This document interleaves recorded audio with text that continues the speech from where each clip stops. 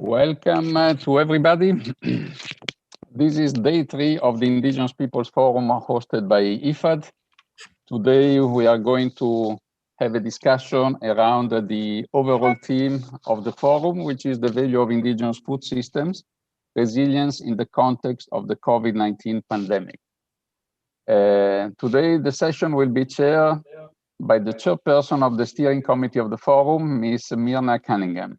And without any further ado, I'll give the floor to you, Myrna. Over. Many thanks, Matthias, Al Sutra Titanyamni, Lam Kulatara Maikisna. I greet you in the language of my people, the Miskito peoples of Nicaragua. As Matthias mentioned, today the theme that we are going to discuss is our central theme. And it's about indigenous people's food system. We are very pleased and very fortunate to have Dr. Agnes Kalibata, the Special Envoy of the UN Secretary General to the Food System Summit, to be in our midst today. The Secretariat of the United Nations Food System Summit, under the leadership of Dr. Kalibata, is working hard to bring about a global consensus to achieve more inclusive, healthier, more sustainable, and equitable food system that will also safeguard the health of our planet. This is indeed a very tall order, as our current food systems, which have brought prosperity to some, have been achieved at a devastating cost to the ecosystems that provide human communities with food, water, and clean air.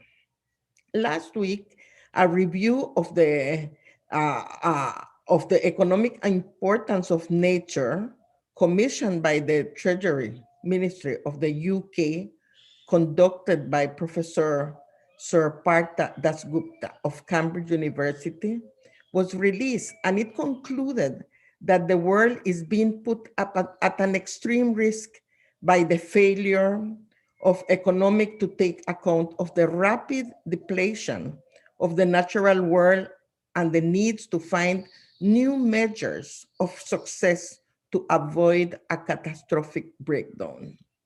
It is against this background that today the participants of this forum want to present,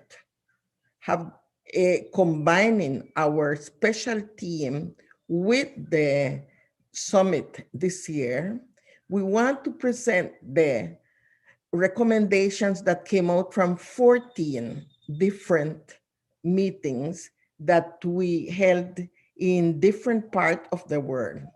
And we want the special envoy to receive these recommendations. So through the Secretariat of the Food Summit, we can help member states to change the narrative and look at indigenous people's food system as a game changer that must be revitalized if we are to stop our current war against nature, as the Secretary General has said. Our food system, these food systems that are underpinned by their traditional value of having a sacred and caring relationship with Mother Earth. It is this sacred relationship with nature that led indigenous communities around the world to evolve the consequent values of consensus building, gender equity, and sharing of collective territory.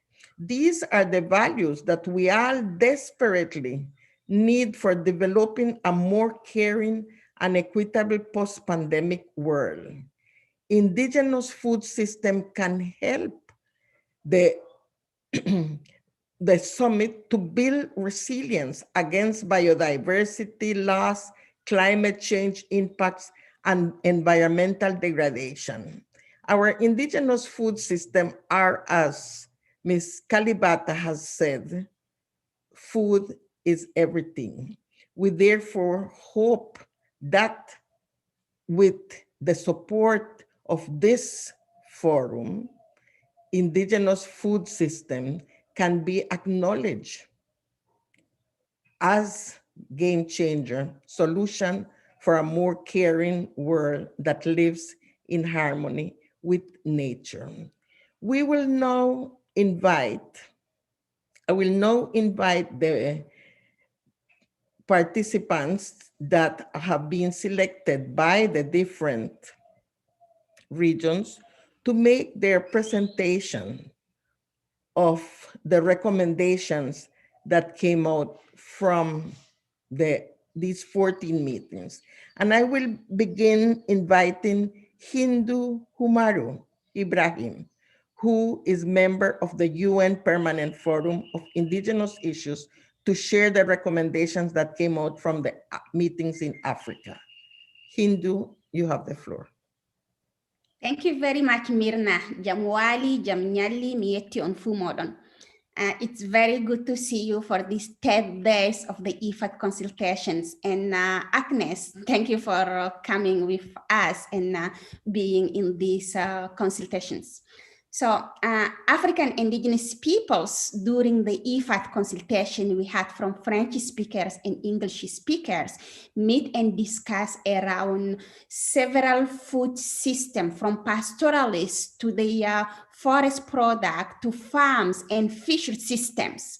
And then we come up with some general discussions and the recommendations. In our general discussions, we said that the food sovereignty, it's connected with security of the land and natural resources. As such, government should adequately discuss and consult with indigenous peoples, because as indigenous peoples, we cannot talk about food system without talking about land, territories, and resources. And another general discussion we come up with it's in the advisory committee of the UN food system. Of course, the part that will be led by IFAD, indigenous peoples must be present in it in order to accompany what is IFAD is doing and how our food system can be considered. And we had another last general discussions. We say the summit will be an outstanding forum for all stakeholders. And the platform around it are very important opportunities for indigenous peoples where we should take this advantage. And then our recommendation must be considered in order to have the inclusiveness summit and successful summit for the long term. And then we come with a specific recommendations from Africa, but of course, those are also general because we do have a division from national, subnationals where the recommendations are very personal or connected to the land of indigenous peoples. But those general recommendations are: 1, indigenous peoples' food-related issues and proposed intervention should be linked with the theme of the food summit. All the tracks that will be discussed, it might include the indigenous peoples related food system issues. 2, regional exhibition of indigenous peoples food product and value system should be organized in order to share and transfer experience of indigenous peoples, the traditional knowledge of indigenous peoples, as well as increasing visibility at the national and regional level, because we believe that it has to be decentralized at the regional and national level where we can show our real experience and our traditional knowledge to the food systems. 3rd, the new challenge caused by COVID-19, including the post-recovery economic livelihood strategy, should be taken into consideration before and during the deliberation of the upcoming food summit. And as all of you know, Africa is the most impacted by the food insecurity due to the COVID impact. And it is the same for many other indigenous peoples. That's why it's have to be considered into the outcome. 4, the recommendations and action plan designed for Indigenous peoples intervention during the summit should be linked with and fit into the discussion at the UN Food Summit.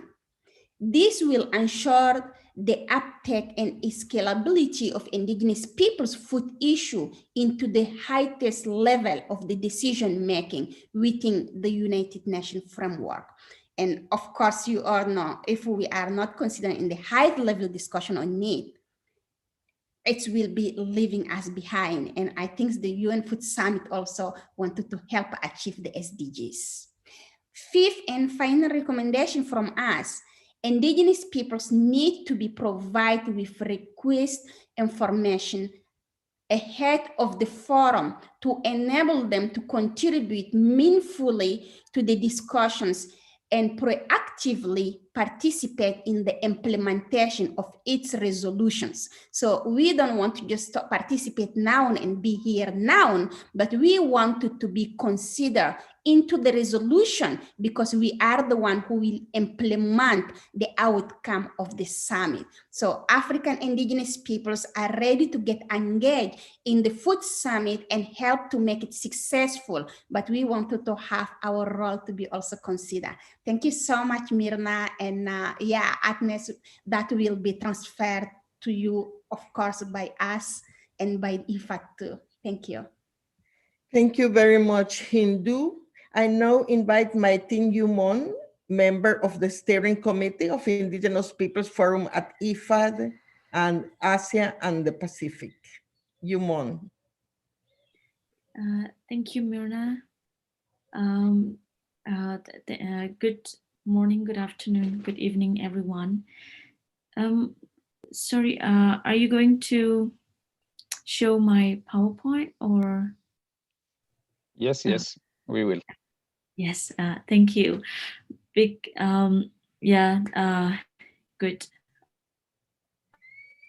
Dr. Kalibata, it's great to have you here at the forum, even though we have several meetings with the Champions Network.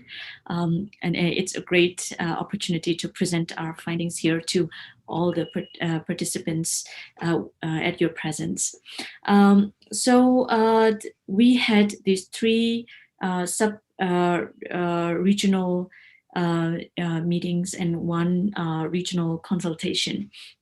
And at all these consultations, the indigenous peoples raised the need first to shift agricultural development and food security strategies from a commercial framework to protecting, promoting, and giving premium to organic farming and support to indigenous farming and production systems.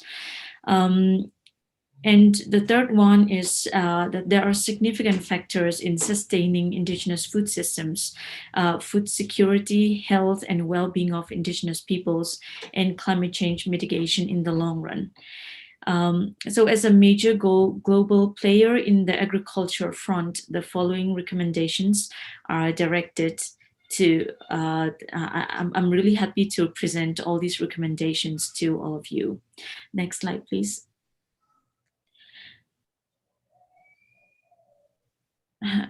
Hello.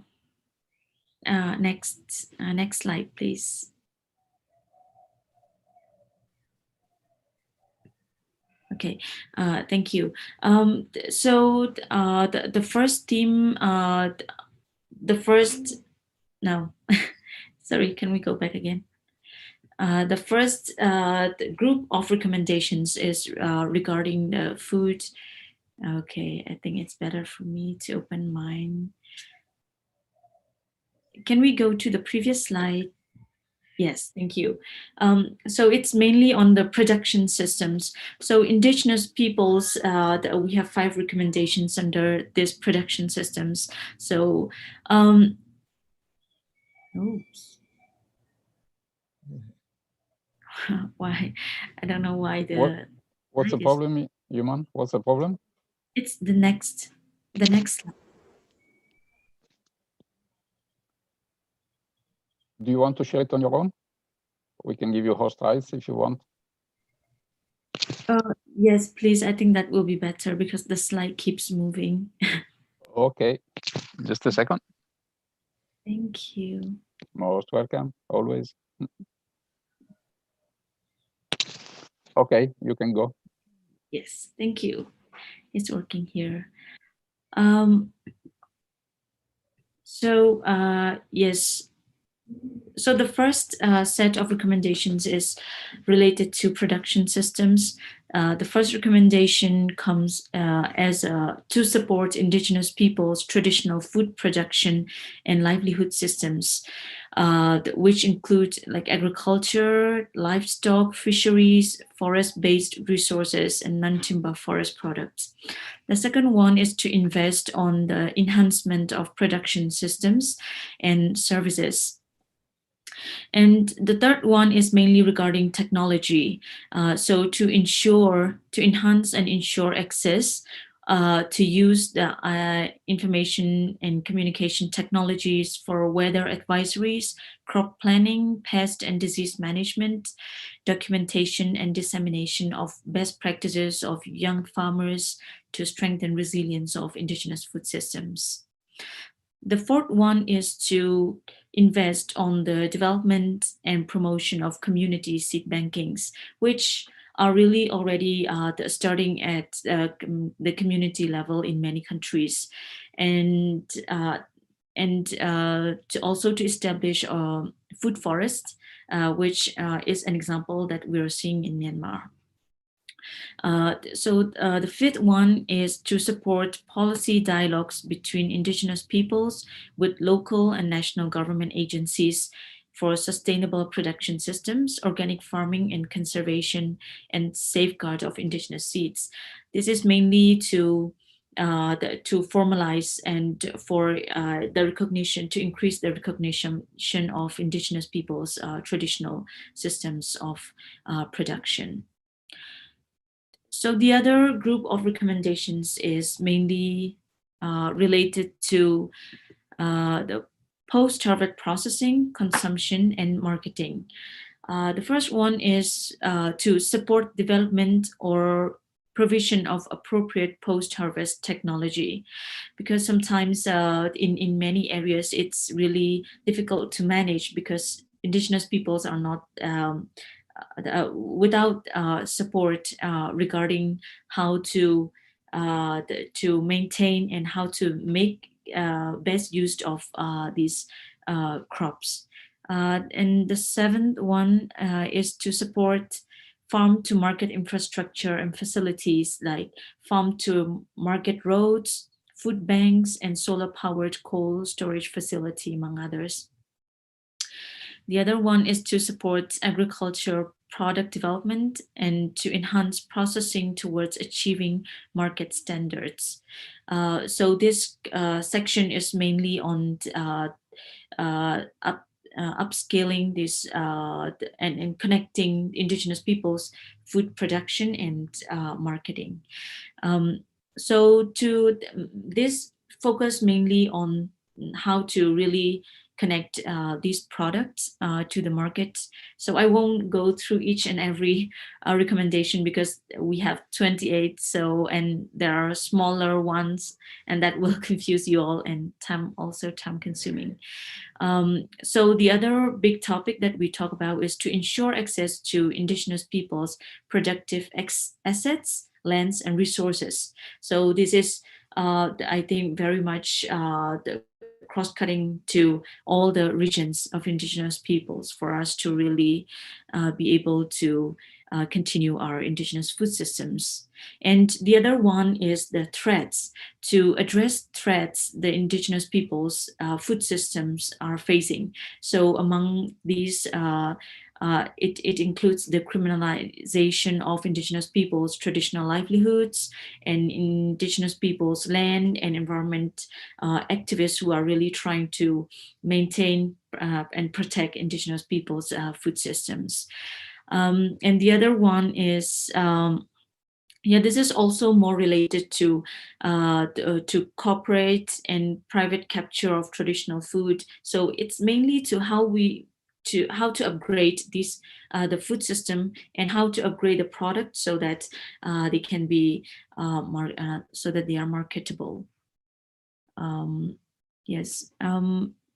Yeah, so the last part of the recommendations mainly connect to the dialogues with governments to discuss threats and sustainability of Indigenous peoples' food systems. So it's more about policy advocacy and engagement with governments.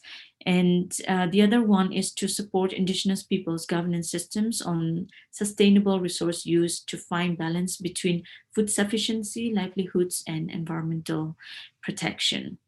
And here we talk throughout our discussion, we discussed a lot about youth's role and youth's contribution into the food systems, and how to really incorporate youth's actions, and how to really incentivize these Indigenous peoples' food systems, so that we can also prevent this big out-migration that Indigenous peoples are facing. And also the other one is the role of Indigenous women as traditional knowledge holders and teachers and practitioners also. So yeah, this is again to increase the support intended for Indigenous women and Indigenous youths in the food system. So thank you very much, and I'll be very happy to relay all these messages through the IFAD team. Thank you very much. Thank you very much, Yumon. I now invite Jessica Vega to make the presentation from Latin America and the Caribbean.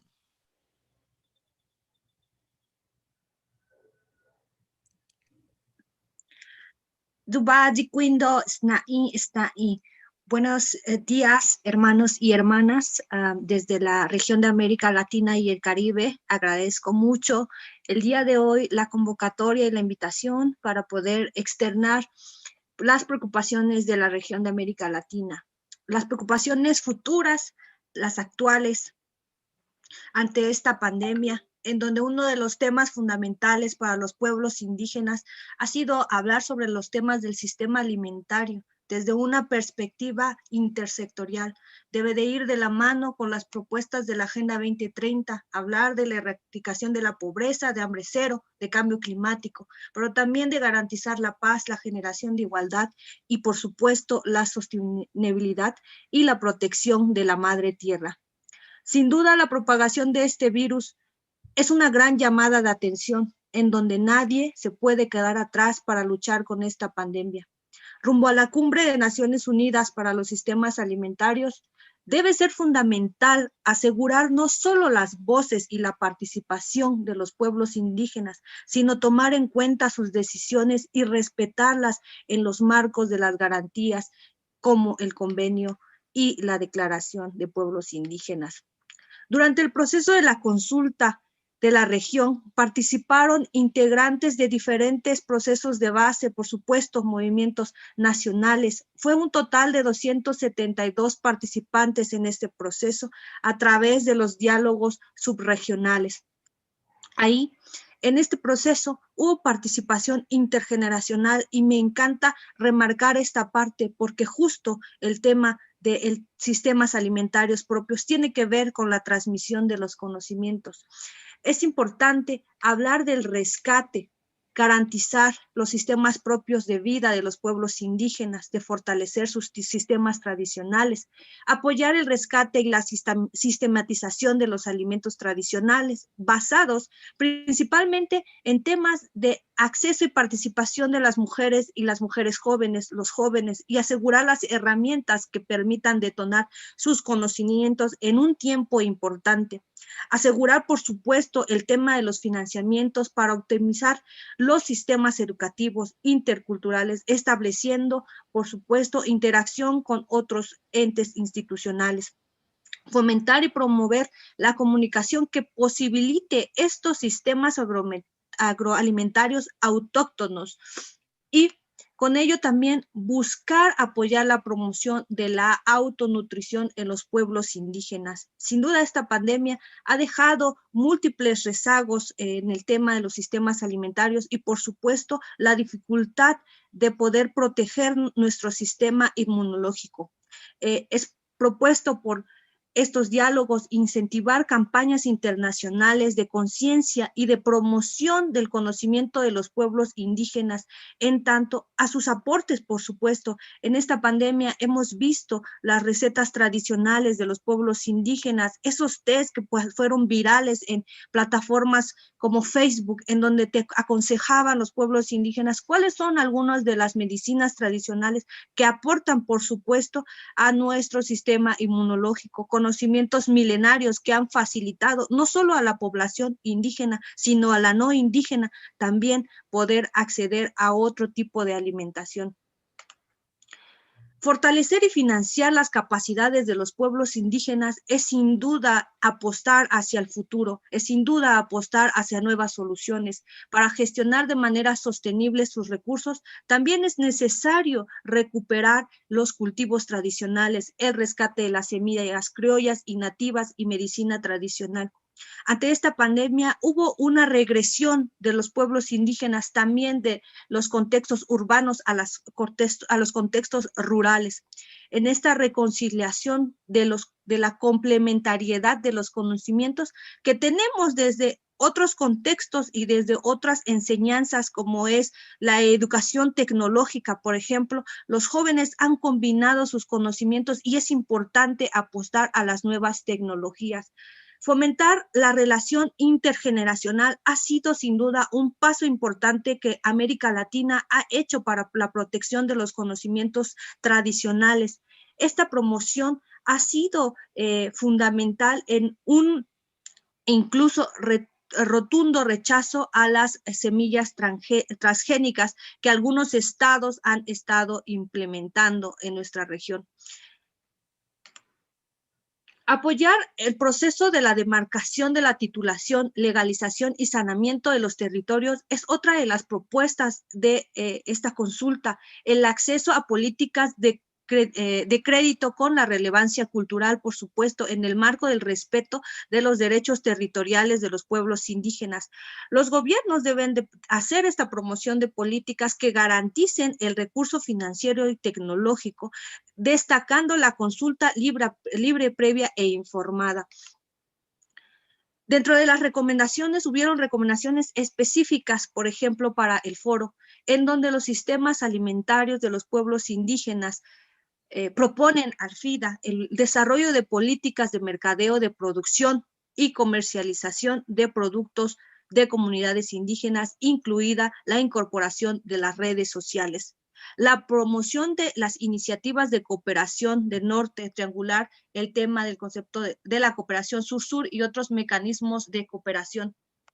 Asimismo, la aplicación de programas, de proyectos en colaboración con FAO que apoyen directamente a pueblos indígenas con la movilización de recursos, apoyo y soporte técnico en la agricultura, pesca, cosecha, temas artesanales y, por supuesto, todas las prácticas que tienen que ver con los sistemas alimentarios indígenas.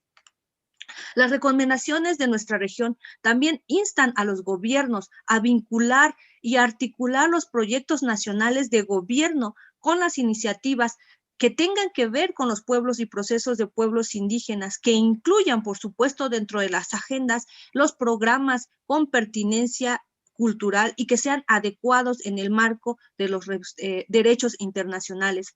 Que los estados tomen en cuenta el reconocimiento, el respeto de las prácticas de nuestros conocimientos, sus formas de producción y fomentar este consumo sano de alimentos que no solo beneficiará a la población indígena, sino también a la no indígena. Trabajar a conciencia para desarrollar las nuevas tecnologías y el alcance en las comunidades. Este diálogo propuesto a niveles nacionales rumbo a la cumbre climática ha sido un desafío, sobre todo porque hemos tenido que lidiar con barreras como la tecnología o temas como el idioma. Es importante destinar y impulsar los recursos para que todas las comunidades puedan conocer también de este proceso. Asimismo, Desde este espacio hacemos la recomendación a los pueblos indígenas, generar una coordinación más fuerte para nuestra región, el intercambio de experiencias, proponer estas dichas soluciones a los gobiernos, promover la documentación y nuevos estudios sobre el tema de la alimentación local y cuidar nuestras semillas, nuestros sistemas alimentarios, buscando un intercambio de particularidades en cada pueblo indígena. Dishabu, gracias. Muchas gracias, Jessica. Now I invite Ulay Sibaya from the Pacific to make his presentation.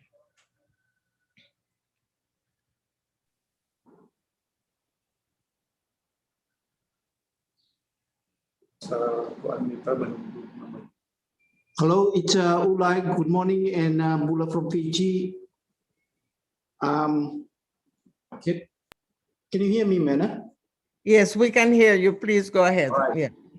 I'll start by way of background. The workshop brought together indigenous farmer organizations and their representatives from the Pacific, from Fiji, Tonga, Samoa, Kiribati, and the Marshall Islands. There were other invited reps as well, but they couldn't join us for reasons to do with connectivity. The meeting had robust discussions on the theme, and the agenda of the workshop included a series of presentation discussions on good practices and challenges of promoting indigenous people's livelihood and food systems in the context of COVID-19.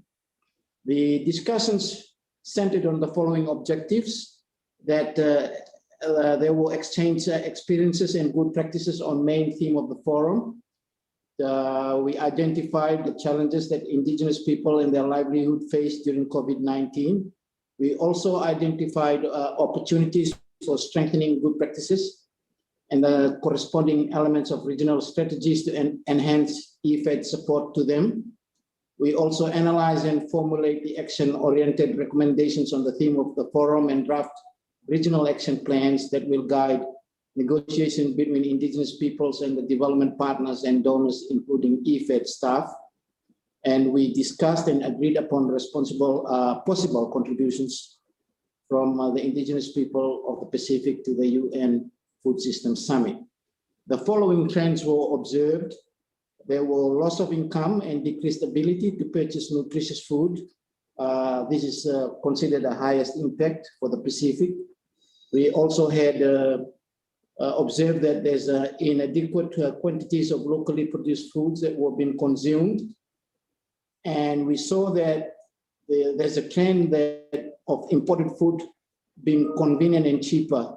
It was consumed generally has higher level of sugar, salt, and fats, major cause of NCDs in the Pacific. We also observed that the policy response of reducing the duty on imported food as proposed by some governments in the Pacific aimed at reducing food costs will negatively impact on the demand of locally grown food. And on the positive note, it was seen there's an increase in roadside food sellers, a resurgence in traditional barter, and the emergence of microfood and cottage industries processing. The meeting agreed that there need to be a reset of public sector policy to support the expansion of horticultural exports. A more public sector investment in appropriate and sustainable agriculture is needed. Also, that there is more public sector investment in appropriate industry-led research and extension needed. There is a need for the development of appropriate policies to encourage increased consumption of local foods. There's also a need to support for the development of value-adding processing for locally grown food. And finally, there's a development of appropriate measures to contain agricultural theft. There were few key takeaway messages, and I won't read them all, but I'll cite two important ones. One being that nutrition in partnering with the communities, local restaurants to promote cooking classes, recipe development, food nutritional value, and promotion of eating local foods for communities and within the factory as well. COVID-19 has presented the opportunity to practice and promote eating our local foods. And there's another one is the climate resilience cultivars and research. in partnership with regional bodies like the South Pacific Forum, where we have cultivars and multipliers rolled out at community level to farmers. Research is also being conducted in trying to improve feed for livestock using maize on the fruit trees, imported citrus, to see which is best for the climate. Also, in part of the takeaway messages is to the sustainable supply of quality seeds and planting material to increase production over the short term, highlights an opportunity to strengthen seed security, in particular vegetable. We found that a large part of the food supply is still dependent on important foods, and it shows how integrated Samoa, the Pacific's food supply has become to the global food supply chain. We saw that traditional farming systems have provided resilience against external shocks and need help to maintain food security. This is demonstrated by the adequate supply of domestic food staples at relatively steady prices during the lockdown, and strengthening of the food production system for local nutritious food staples has become even more critical. The positive impacts of the pandemic that we observed was that there was an increasing drive for more farming. There were increased production of more traditional foods, and there's an increased consumption of farm fresh produce. That added to the sale of produce. Municipal markets are flooded right now with agricultural produce. Therefore, supply is abundant while the demand and the buying power is low. So based on all these discussions, we honed on our recommendations to IFAD and governments, and there are 8. One of the first one is to identify institutional, political, cultural, economic, and religious constraints that are affecting indigenous food systems. Second is to establish community plans targeted at addressing the needs of the communities.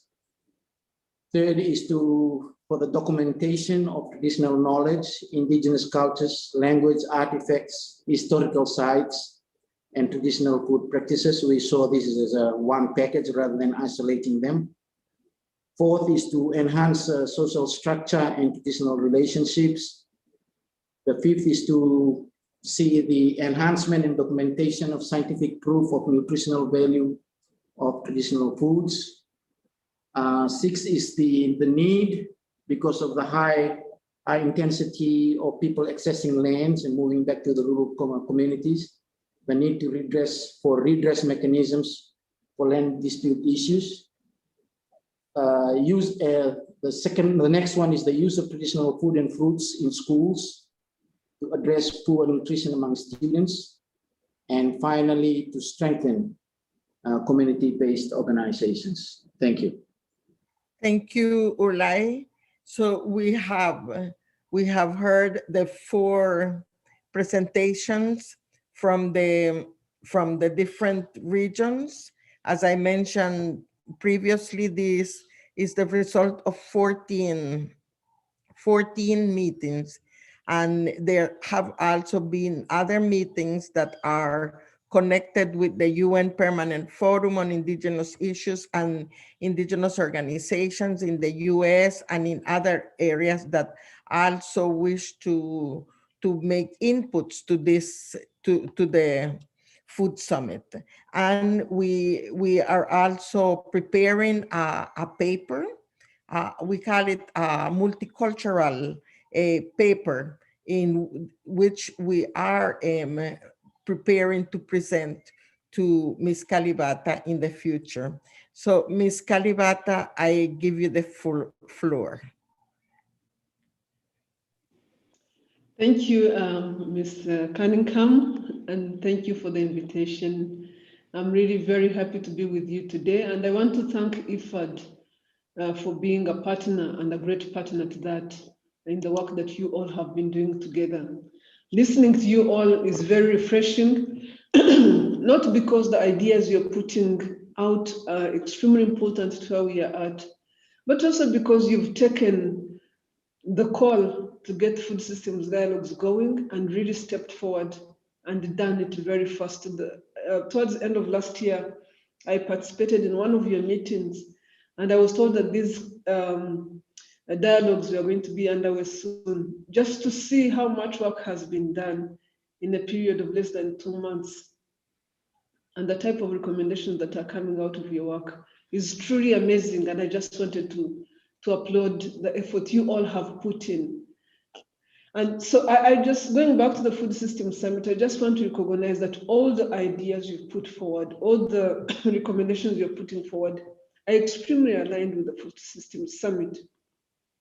And we'll be looking forward to incorporate everything you're putting forward to ensure that we actually pay attention to the concerns and needs of Indigenous people.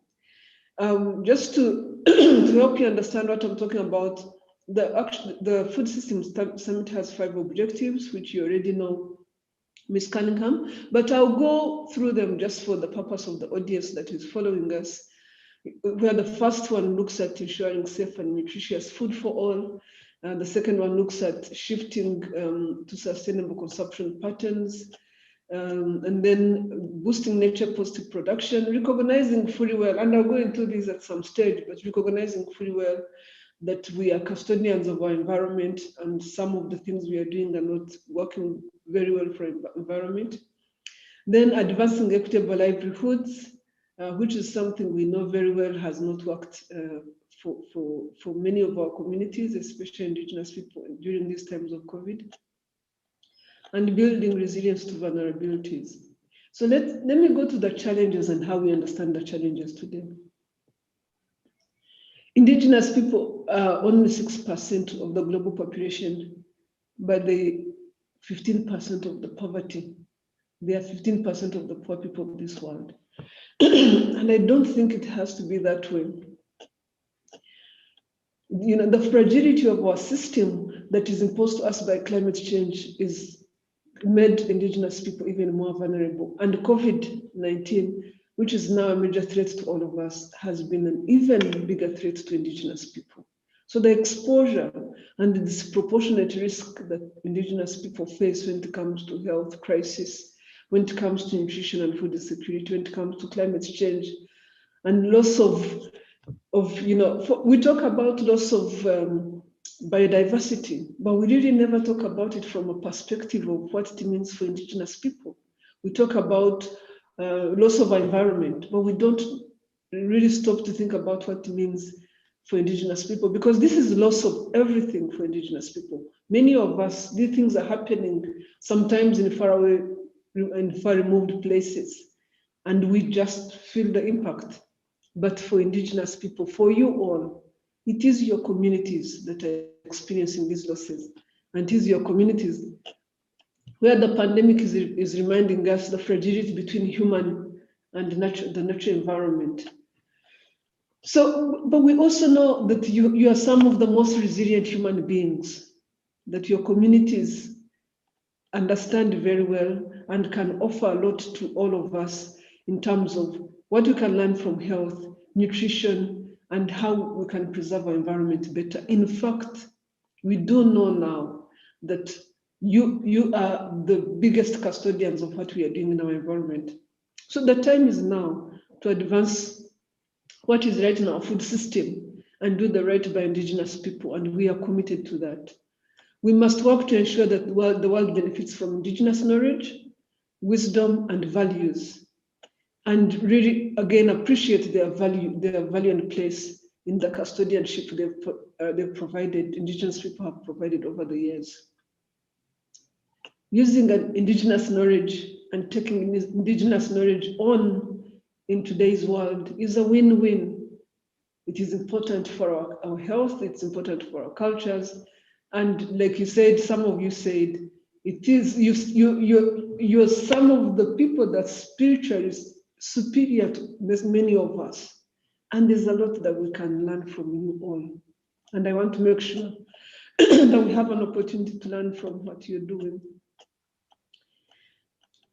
The 2030 agenda is about ending poverty, ending food insecurity, ending inequities.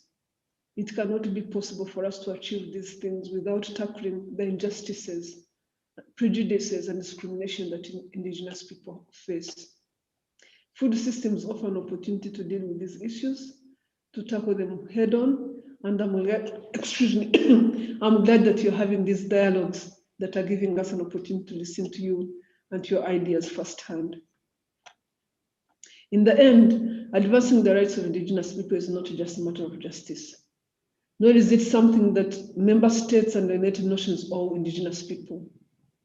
We owe it to ourselves, to mankind, to respect Indigenous rights and to respect Indigenous people.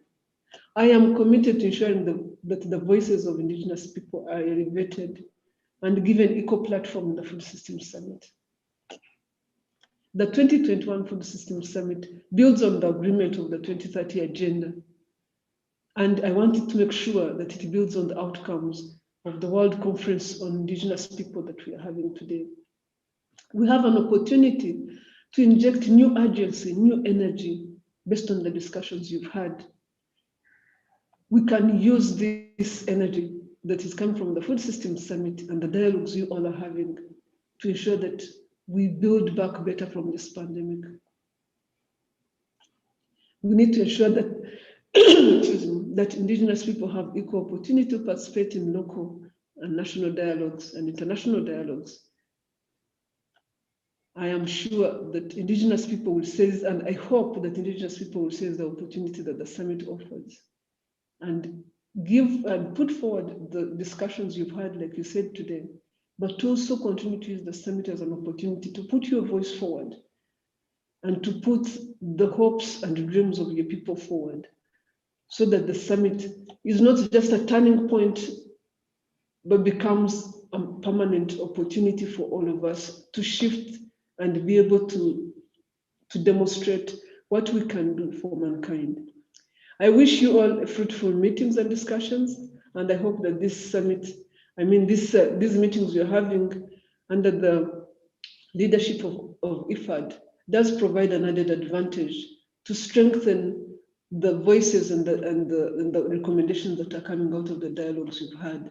And we look forward to engaging you further. So thank you very much to you all that have presented. And thank you, Ms. Cunningham, for taking this leadership. I look forward to ensuring that the summit takes your recommendations on board. Thank you very much for your message. I understand you can be with us maybe 10 minutes more. I would like to see if we can get 2 or 3 questions. So I open the floor for questions. Please click on your hand if you wish to say something.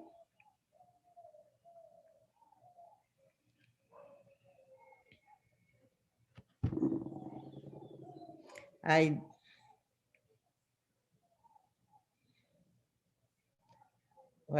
do not see any hand. There is one. Yes. Yes. From Latin America. Cantuta Conde Choque.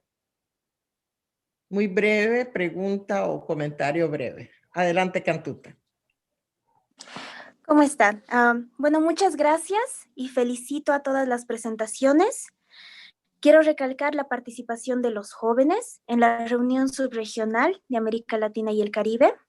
Como lo dijo la doctora Mirna Cunningham y acá la hermana Jessica Vega, lo que más tuvo énfasis fue la participación y el beneficio para los jóvenes, para las mujeres y para las niñas indígenas.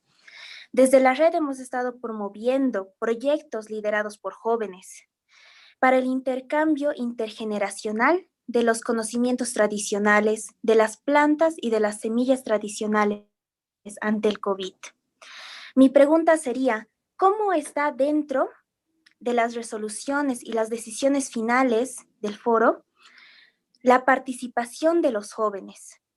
Muchas gracias. Thank you, Cantuta. Miss Agnes, would you like to answer? Yeah. Any reaction around the youth participation? Thank you.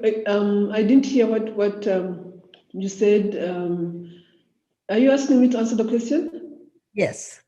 To react. Yes. To react to the question. Good, very good.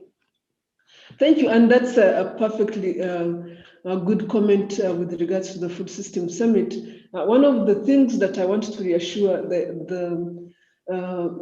the young lady who is asking is, we've really provided an opportunity for young people to engage. As you would know, we have a youth representative in the advisory committee, but also we have made sure that across the action tracks, we have young people engaging in action tracks as well, to ensure that ideas and that are coming from young people can be heard as well. We also have a youth platform that is going live very soon, and this platform young people can engage very well. I like the idea of ensuring that we are sharing knowledge, that there's an opportunity for intergenerational sharing of knowledge, and I think this is a huge opportunity coming from indigenous communities that young people elsewhere would never be able to would learn from, but really don't have a sense of what's going on. So we have an opportunity through that type of dialogue we put in place. That dialogues are also basically intended to also provide an opportunity for great ideas to come out. It's not just let's dialogue and provide challenges, and we can also provide great ideas that then make it to the summit, just as you're doing right now. So I hope that through the youth platform that is being created, the online platform, which is called the Food Systems Community, it's a digital platform that is available to anyone who wants to engage. The independent dialogues that we have, which I know youth will be doing as well, these all provide an opportunity for ideas to come forward. And those ideas can be discussed and debated. But similarly, is this opportunity also we have with IFAD does provide an added forum in which you can put ideas forward. Those ideas will make it to the summit, there's no question. They will be exposed to, they will be analyzed for what the ideas are, and then we may just have an opportunity to see some of them make it into some of the global ideas. But even if they didn't, for your community, these ideas exist, and we have an opportunity to share them with other communities that are interested in picking them up. So I am basically long answer to a short question, but the point is there are many opportunities for young people to engage, and we look forward to hearing from you, and we welcome your ideas. Thank you. Any more questions or comment?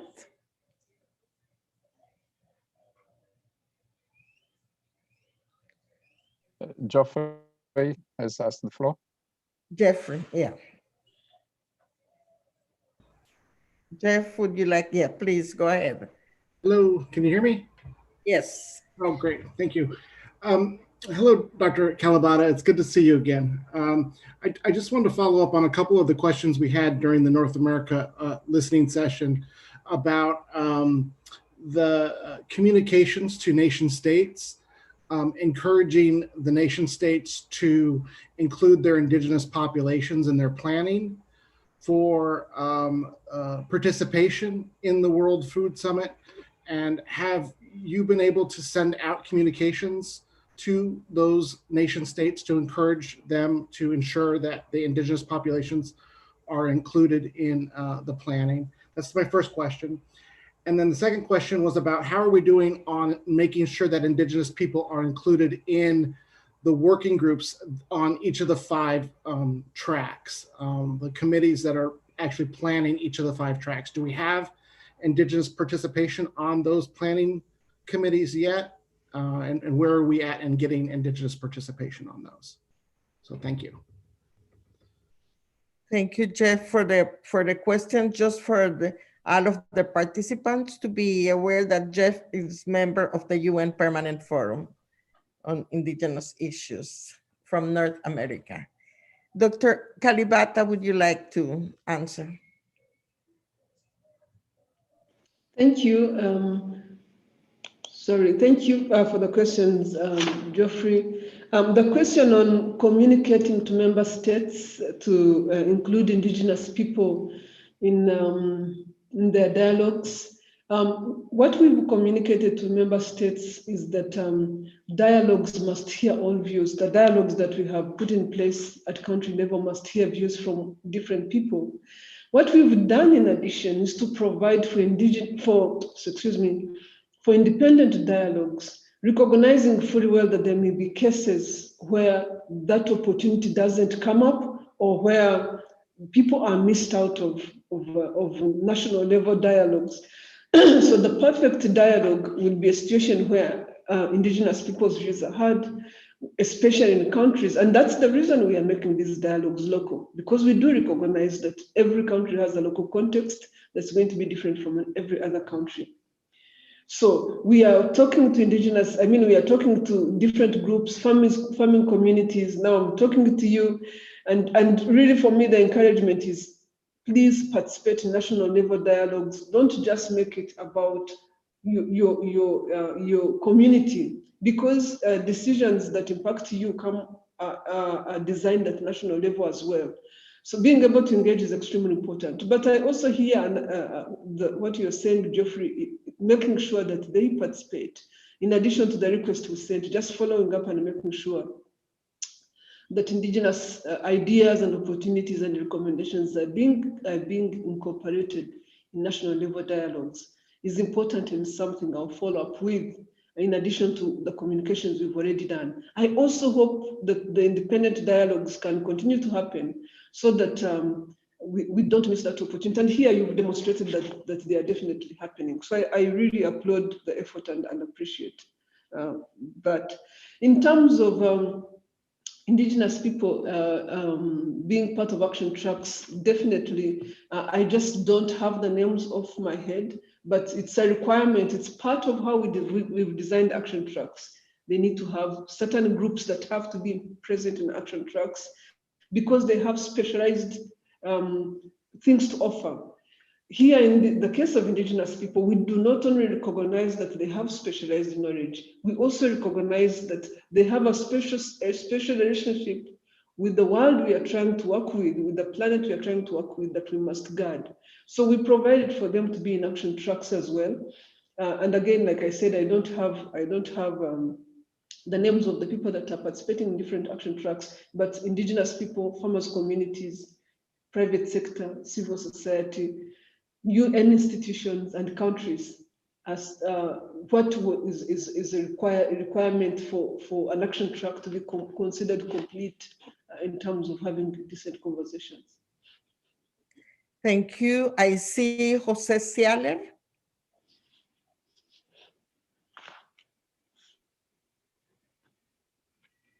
Su micrófono.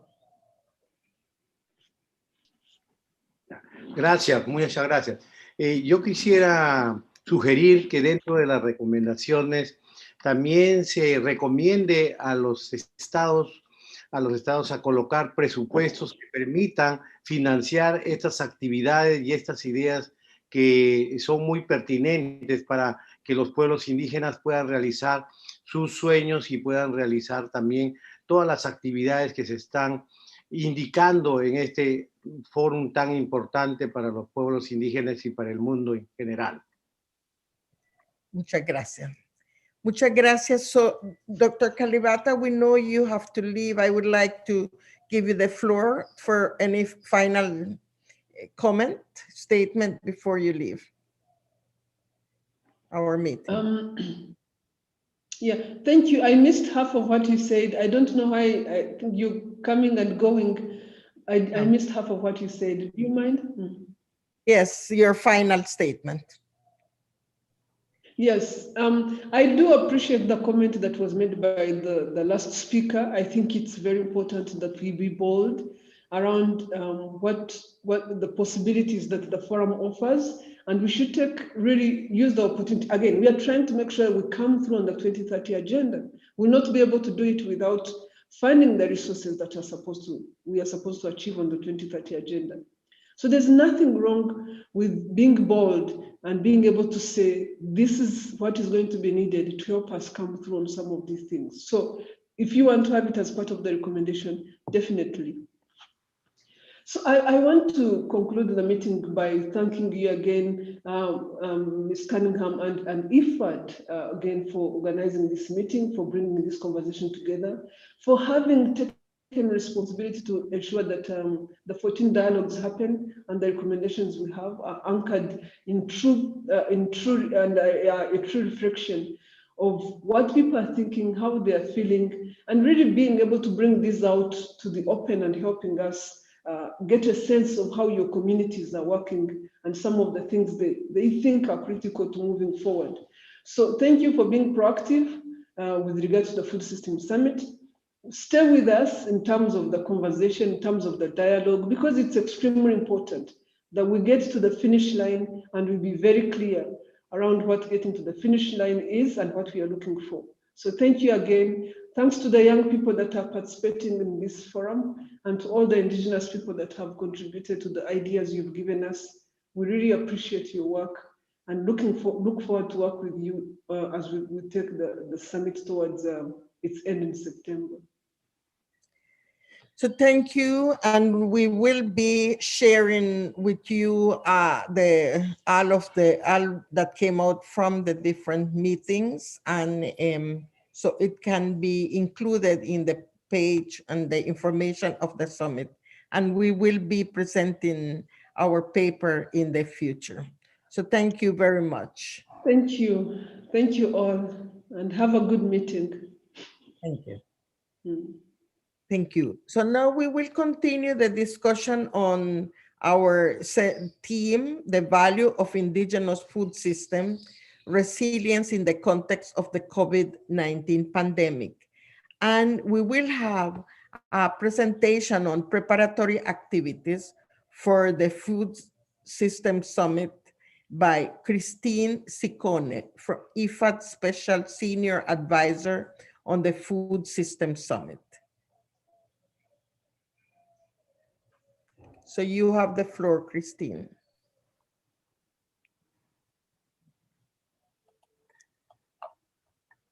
Mirna, thank you for including me today in today's discussion. It's a pleasure to be here.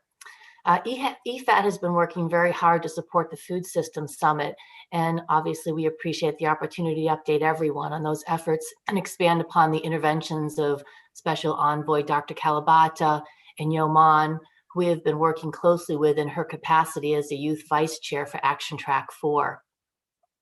As Dr. Kalibata mentioned, the UN Secretariat General is convening the Food System Summit to raise awareness around the SDGs and to articulate global commitments to transform the food system. My role at IFAD as Special Advisor on the Food System Summit is to lead and coordinate IFAD's support to the Food System Secretariat, as well as CARE International in the work of Action Track 4, and to provide strategic advice to IFAD's leadership on the Food System Summit. As Dr. Kalibata mentioned, there are 5 action tracks that are responsible for the 5 topics considered central to designing food systems for the future. Just to go over those briefly again, we have Action Track 1, ensuring access to safe and nutritious food for all. Action Track 2 is shifting to sustainable consumption patterns. Action Track 3 is boosting nature positive production at sufficient scales. Action Track 4 is advancing equitable livelihoods and value distribution. This is IFAD's action track. And Action Track 5, which is building resilience to vulnerabilities, shocks, and stresses. As you're aware, IFAD is uniquely positioned to support the current and the future work of the Food System Summit. Since 1978, IFAD has provided over $23 billion in grants and low-interest loans to over 518 million people. As you know, these projects invest in rural people, empower them to reduce poverty, increase food security, improve nutrition, and strengthen resilience. Given this wealth of experience, it should come as no surprise that the Food System Secretariat would assign IFAD as the UN anchor agency on one of the most complicated workstream topics, advancing equitable livelihoods. To do this successfully, IFAD must ensure that the voice of the rural poor, small-scale holders, and farmers are listened to and addressed throughout the entire summit process. And the need for equitable livelihoods is reflected across all of the action tracks. Of course, we will only be successful in accomplishing that objective if we partner with Indigenous peoples, and local communities to craft the solutions that will work in real life for real people in the rural areas.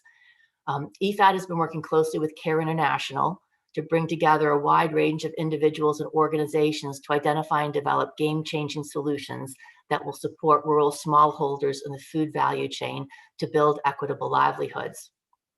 Like the other action tracks, we are leveraging the diverse backgrounds, skill sets, and networks of our leadership group to drive this process. We're particularly focused on ensuring our solutions are holistic as they relate to food systems, and this requires constant and consistent outreach and inclusion of all the other work streams and cross-cutting themes. Not only are we focused on being as inclusive as possible, but Action Track 4 was recently recognized by the UN Special Rapporteur on the Right to Food for our efforts to place human rights at the center of our actions. One of the key areas of focus for Action Track 4 has been the needs of Indigenous people and the solutions that can be tailored to be more inclusive, which is why I'm so pleased to be speaking at the event today. We've been in discussions with the Secretariat about ways to further strengthen our consultations as we approach the pre-summit to be held in July. As you know, the Secretariat has the action tracks on a very tight time frame for completing our work. 2 simultaneous processes are underway that will eventually come together and support a robust process to direct activities in support of meeting the SDGs by 2030. The first process I'd like to talk about is identification of game-changing solutions. Earlier this week, Action Track 4 held a public consultation to discuss our process for identifying solutions while also providing examples. We've been gathering solutions from a broad range of people, public submissions, through our leadership team, through the extensive body of research that exists from member states and through other UN sister agencies and from civil society, to name just a few. In addition to consultations with member states, the public and the private sector, Action Track 4 hopes to engage in additional consultations with the Indigenous Peoples Forum and the Farmers Forum. We have accumulated over 70 solutions that are far-ranging in scope. I don't know if we have the slides there. Great, thank you.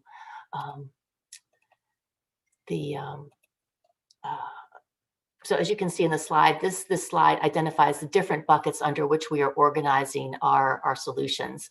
And as I mentioned, advancing equitable livelihoods is a very broad and very complicated objective, which I hope you can see from this slide. All of the action tracks need to submit their solutions to the Secretariat by mid-February. From there, the Secretariat will be managing a process to hone in on the solutions it believes could have the greatest impact across all action tracks and advance positive changes in our food systems. Once the key solutions are identified, they will be shared publicly so that everyone who is interested, member states, civil society, the private sector, can all find ways to help support the objectives. The second process that is ongoing, which Dr. Kalabata referenced, which we expect to help identify additional game-changing solutions and bring together various local interests, is the dialogue process.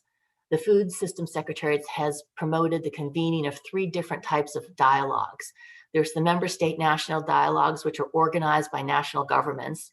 There's global summit dialogues, which align with global events on major issues like climate, environment, health, economies and jobs, humanitarian aid, and water, just to name a few. And then there are independent dialogues, which are organized by individuals. The Secretariat's been working closely with member states to support them in convening dialogues over the coming months. And as one of the RBAs, IFAD is committed to supporting those national dialogues.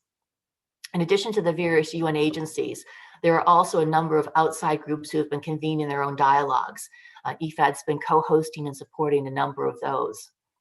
Later this month and next month, IFAD will be convening 2 finance-related dialogues. The first is catalyzing finance for young food entrepreneurs, and the second will involve finance for women entrepreneurs. In order to capture all of the feedback from these dialogues, the Secretariat has created an online web portal for conveners to enter their findings. The Secretariat is capturing that feedback and will be sharing it back with the work stream so that we can further refine the proposed solutions. All of this will come together in September in New York at the Food Systems Summit. We anticipate the Secretary General will issue a statement of action, which will outline ambitious, high-level principles as the vision for future food systems and achieving the 2030 goals. The Secretariat also expects a broad range of member states, outside organizations, civil society, and the private sector to also announce areas in which they plan to take action. These global commitments are expected to drive the needed change moving forward.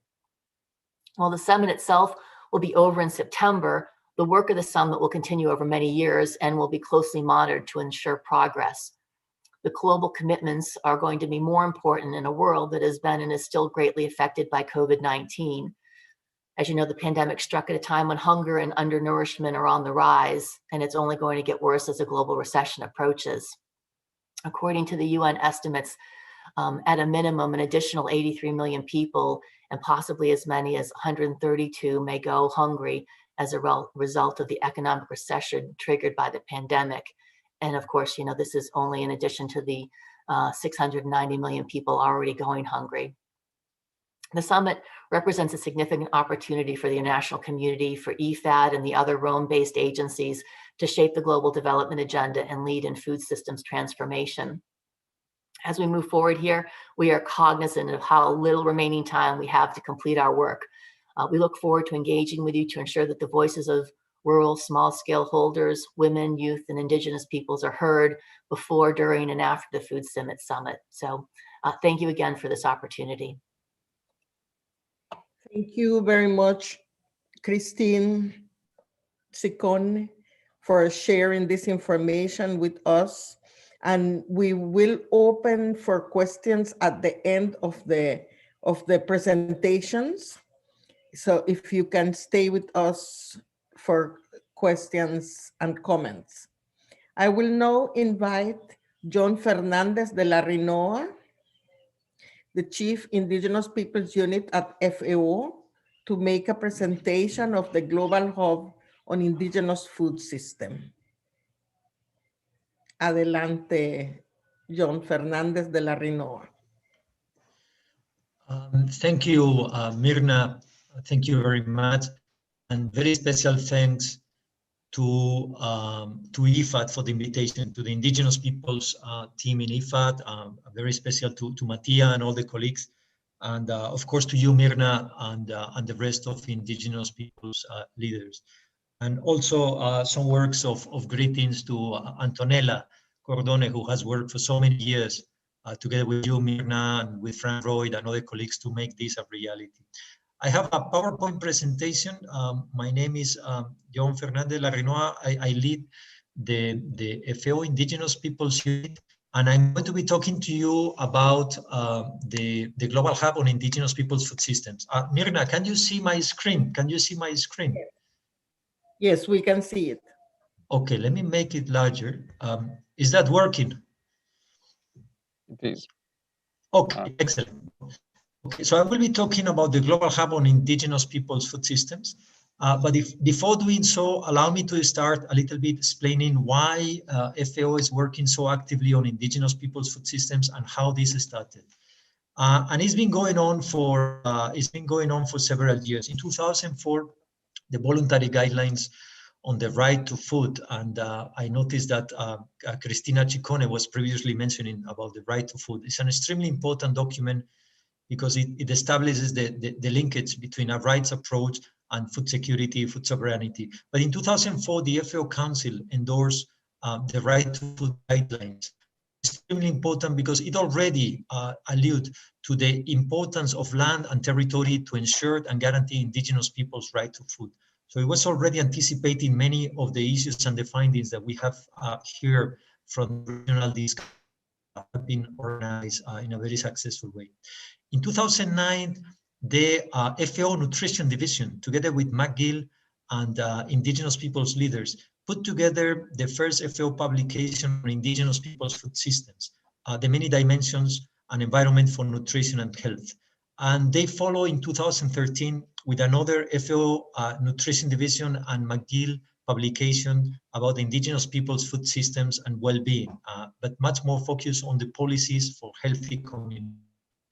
In 2015, at the Indigenous Caucus in FAO, Indigenous leaders from the 7 sociocultural regions met with FAO management and requested FAO to create a task force on indigenous people's food systems. The FAO management agree, and ever since we've been working through this task force on indigenous people's food systems. 2017, FAO Indigenous Peoples Unit, together with the Indigenous Partnership for Food Sovereignty, IRD, and Biodiversity, we developed a new methodology based on the SARP indicators to profile indigenous people's food systems with emphasis on resilience and sustainability. In 2018, we organized the first high-level expert seminar on indigenous people's food systems in Rome. I will be talking about it later, but the main outcome was the overall consensus between countries, scientists, researchers, indigenous leaders on the need to create a global hub that could somehow work very hard on indigenous people's food systems across the different institutions and organizations. Ever since 2018, we've been working on two important publications with Biodiversity, one of them about the profiling of indigenous people's food systems with a focus on sustainability and resilience, and the other one about labeling and certification of indigenous people's products to access markets and preferential rates. And I noticed that during the previous presentations, there were already indications on the need to access markets with indigenous people's products. 2019, an expert seminar on traditional knowledge in the Arctic. And in 2020 is when the Global Hub on Indigenous Peoples Food Systems was endorsed by the Technical Committee of Agriculture and by the countries that participate on the Technical Committee on Agriculture. In 2020, at the end of 2020, together with the UN Permanent Forum, we organized a high-level expert seminar on indigenous people's food systems in the North America region. And previously, we organized 9 consultations in the North America region to lead to this high-level expert seminar. And in 2021, through the Global Hub, we are supporting indigenous peoples with coordinating a white paper that is going to be presented to the UN Food System Secretariat and to the Scientists Committee. Now, this is some of the ongoing work to provide indigenous peoples around the world. Since 2018, there's currently more than 17 ongoing research efforts together with indigenous organizations to better understand what are the drivers that are affecting indigenous peoples, what are the drivers that are making indigenous peoples systems sustainable, what are the threats, what are the opportunities. What is the Global Hub on Indigenous Peoples Food Systems? It's a knowledge platform that is bringing together universities, research center, indigenous organizations, and agencies that are already working on indigenous peoples food systems and that are sharing their contributions and their know-how. The core principle is the co-construction of knowledge, and very important to put at the same level of dignity, of recognition and respect, indigenous people's scientific and traditional knowledge with non-indigenous scientific knowledge. And this is extremely important to bridge the gap with the scientific committee that is informing and is following the UN Food Systems Summit. The Global Hub, again, was launched at the Technical Committee on Agriculture. This is important because the countries endorsed the creation of the Global Hub and there was no opposition. And there's 18 members that you can see in the screen, from C4 to Massey University, from Cambridge University to PHILAC, from CENESTA to the Indigenous Partnership for Agrobiodiversity and Food Sovereignty, of course, the UN Permanent Forum, InFoods, AIPP, the Sami Parliament, McGill, 18 institutions in total. What is the Global Hub? What will the Global Hub be contributing to? It's going to contribute to generate knowledge, particularly in the context of the United Nations Decade of Action on Nutrition, to contribute to the Sustainable Development Goals for zero hunger within the Sustainable Goal number 2. But very important to contribute to the debate to transform the current food systems into more sustainable food systems. Given the international context and how the UN Food Systems Summit is unfolding, of course, this has become a priority since the Global Hub was created. The objective is to inform, in a way, the UN Food Systems Summit, but not only. We are working within the UN Decade of Action on Nutrition, the UN Decade of Restoration, and very important, the Paris Agreement under the COP and the 2030 Agenda. The program of work of the Global Hub is to have a knowledge-based platform. We are working on a database of different insights and evidence-based gathered at the technical level in the ground.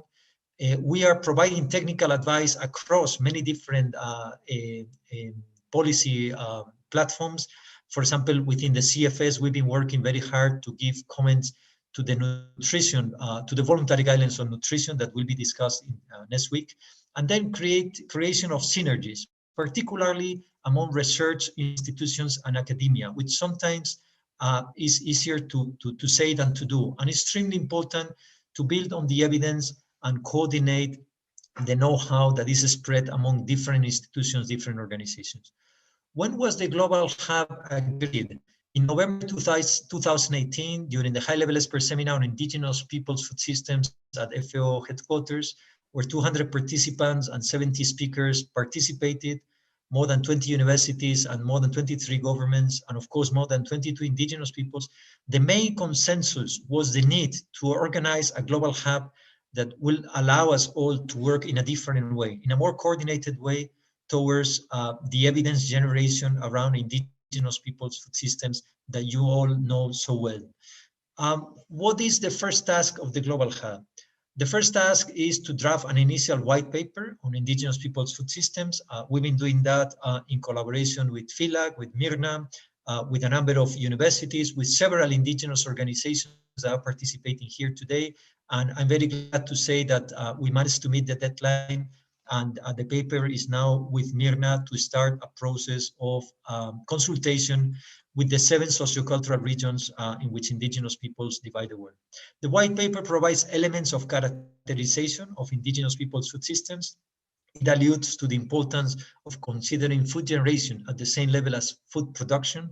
It alludes at the importance of indigenous peoples' cosmogony in the way that the relations between the different elements of the ecosystem are considered. It challenges the current food systems concept used as a reference in many of the discussions within the 5 action tracks. It provides facts on what indigenous peoples can bring to the table in terms of more sustainable food systems for the world. And it provides recommendations for the 5 action tracks, many of them very much along the lines of some of the previous recommendations that had been shared by the different 4 groups that presented earlier. What is the way forward? The way forward is the wide circulation of this white paper, or WIPALA paper, as Myrna calls it, to the 7 sociocultural regions. And it's important to understand that we are not there yet in terms of ensuring indigenous people's voices inclusion in the UN Food System Summit. There's still questions, and I think Geoffrey was previously asking Agnes Kalibata in terms of the political inclusion of indigenous peoples in the summit itself, in terms of the participation in the national dialogues, in the regional dialogues. But very important, there is need for a consolidated effort to ensure that there is a conceptual shift in the discussions and in the documents that are being prepared for the summit itself, to ensure that indigenous people's voices and views about their food systems are included at the same level of dignity and respect as other forms of scientific knowledge.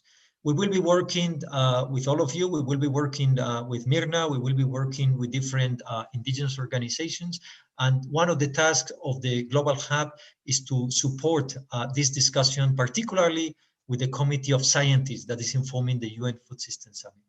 So with this, I would like once again to thank all of you, but particularly IFAD, Mattia, and Myrna for the opportunity of speaking, and congratulate you for the excellent forum and the level of the discussions that you are all having. So thank you very much for the use of the word.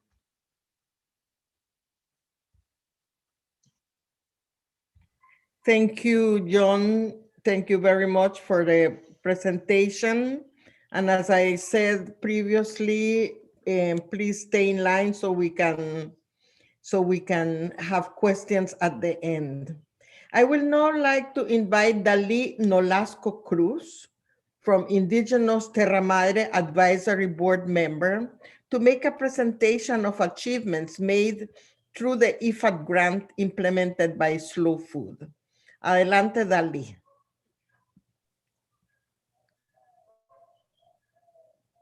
Muchas gracias, doctora Myrna. Les saludo con mucho aprecio.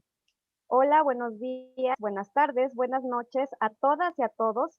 Mi nombre es Dalino Lasco Cruz, del pueblo Nahua de Tlaola, Puebla, en México, miembro de la Junta Asesora y coordinadora de la Red Indígena Terra Madre para América Latina y el Caribe.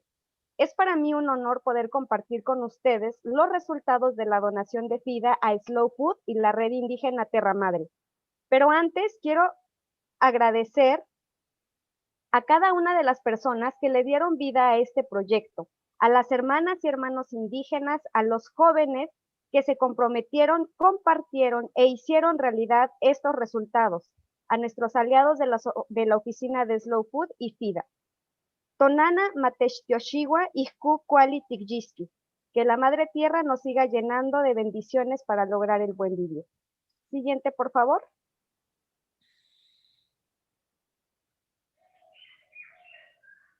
Primero les comparto qué es Slow Food. Bueno, somos un movimiento global de comunidades locales que defendemos la diversidad biológica y cultural, educamos al mundo que nos rodea, hacemos evidencia, sensibilización para promover una alimentación buena, limpia y justa para todas y para todos.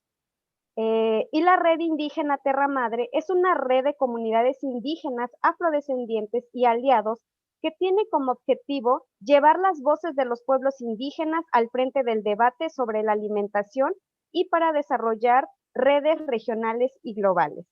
Siguiente, por favor.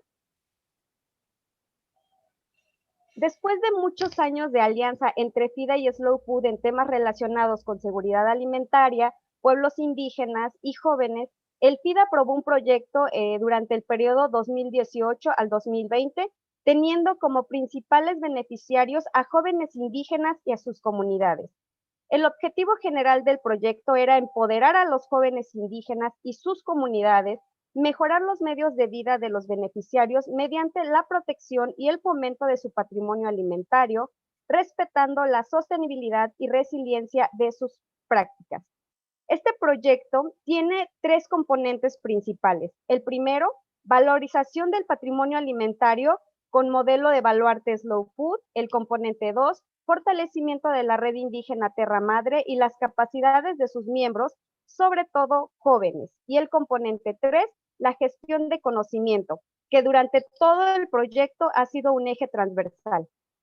Quisiera mencionar que los resultados que presentamos aquí son resultados de estudios de caso que nos sirvieron para aprender sobre los factores facilitadores y los retos que enfrentamos durante el proceso de implementación. En este momento estamos analizando el informe final, por lo tanto, algunos datos podrían variar. La siguiente, por favor.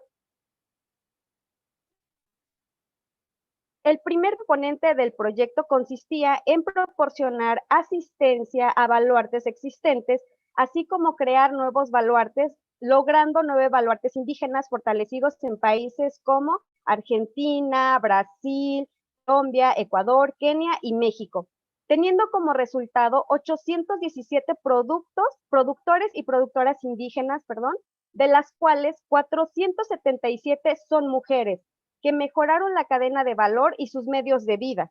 430 jóvenes que han sido involucrados en roles claves dentro de las gestiones comunitarias y la gestión de los baluartes.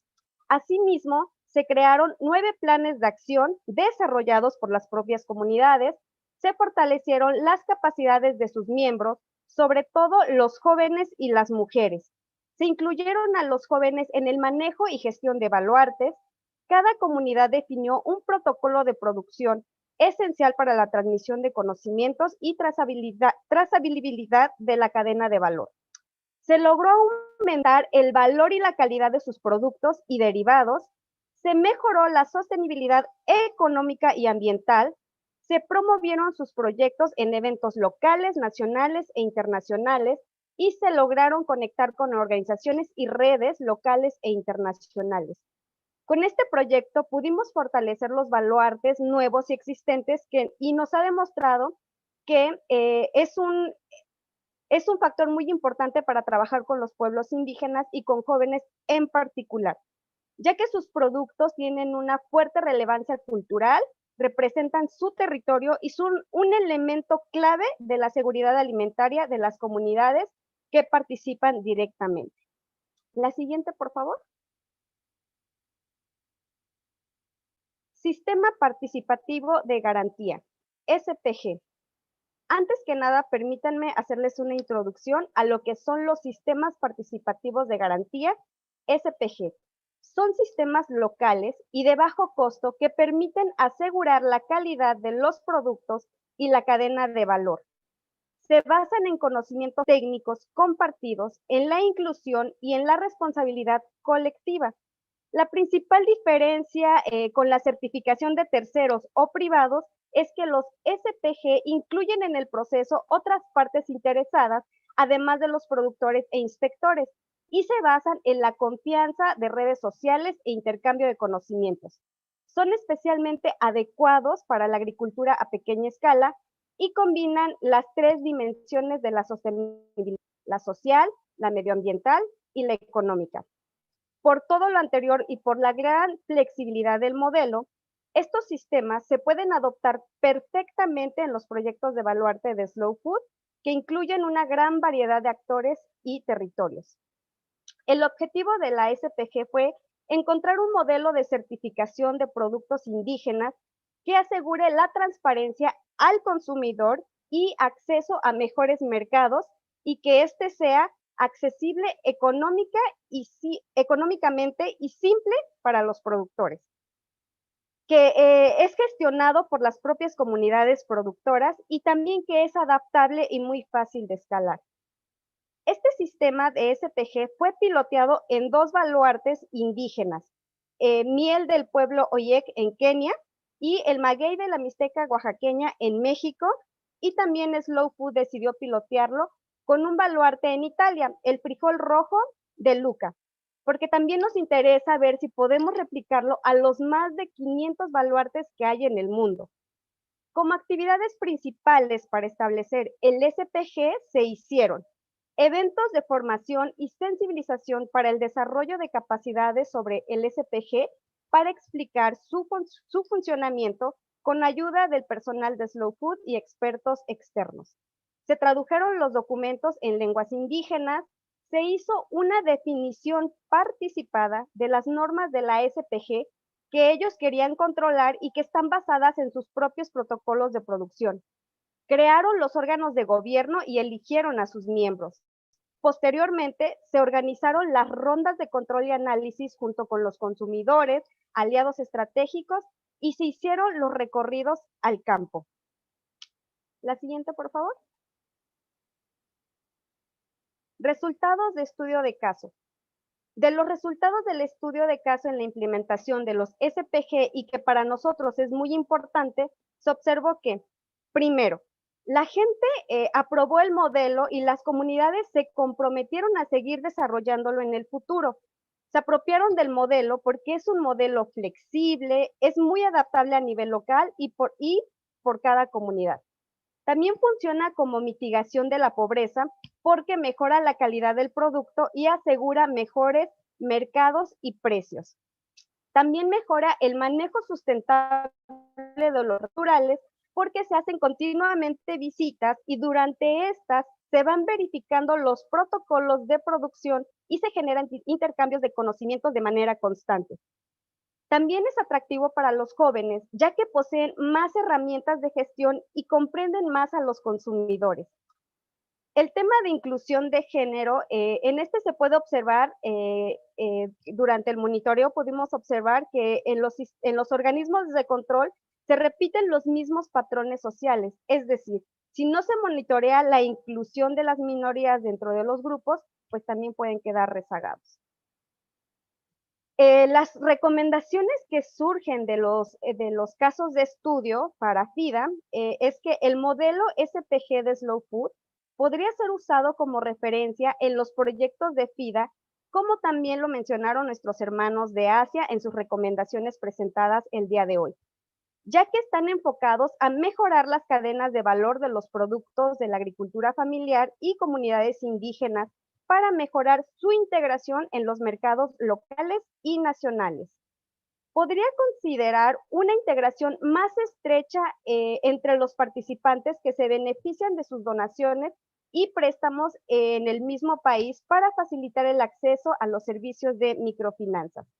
También las recomendaciones para Slow Food es que la SPG debe ser un componente de todos los baluartes Slow Food, buscar aliados e incidir para el reconocimiento del SPG como sistema de garantía de calidad de los productos de comunidades indígenas y locales, y desarrollar alianzas con instituciones microfinancieras éticas para apoyar los proyectos. La siguiente, por favor. El fortalecimiento de la red indígena Tierra Madre. En el componente 2, empoderamiento y desarrollo de capacidades del proyecto, tenía como objetivo dar apoyo institucional a la red Tierra Madre indígena y desarrollar las capacidades de 300 jóvenes indígenas para fortalecer sus habilidades de liderazgo, proporcionándoles herramientas para defender el patrimonio alimentario de sus comunidades. Se crearon más de 121 nuevas comunidades que oficialmente se unieron a la red y hoy compone la red indígena más de 300 comunidades en 86 países. Se creó una mesa de asesores indígenas compuesta en su mayoría por mujeres y jóvenes. Dos pasos importantes han sido que ahora tenemos 2 consejeros en el Consejo Internacional Slow Food y un consejero en la red SPIN representando a los pueblos indígenas. Hemos realizado hojas de ruta con estrategias globales, nacionales y regionales. Tenemos más de 20 organizaciones internacionales aliadas que nos han involucrado en diversos eventos. Y un ejemplo de cómo se ha fortalecido y reconocido la red es haber recibido el reconocimiento de Food Tank en el 2020 como una de las 28 organizaciones que están promoviendo la soberanía alimentaria indígena en el mundo. Siguiente, por favor. Y en relación a la capacitación de los jóvenes indígenas, que es uno de los objetivos de la red, realizamos más de 20 eventos internacionales con 2,000 participantes, de los cuales, y los más grandes, 5 de estos eventos internacionales fueron organizados por mujeres indígenas y jóvenes en Japón, Kenia, República Democrática del Congo, Taiwán y México. Se hicieron 7 intercambios directamente entre productores. Durante esos eventos internacionales se lograron 497 jóvenes indígenas capacitados en protección de los sistemas alimentarios y empoderados para actuar, y cabe destacar que los programas fueron definidos también por jóvenes indígenas. Y entre las recomendaciones que el estudio de caso dio a Slow Food es complementar las capacitaciones con recursos financieros necesarios para que los jóvenes lancen sus iniciativas y tengan un mayor impacto y sustentable. Resultado de esta recomendación, Slow Food creó un piloto de premios para jóvenes indígenas, premiando a 7 jóvenes indígenas que presentaron proyectos innovadores y que los hayan desarrollado o incubado durante el proceso de formación. ¿La siguiente, por favor?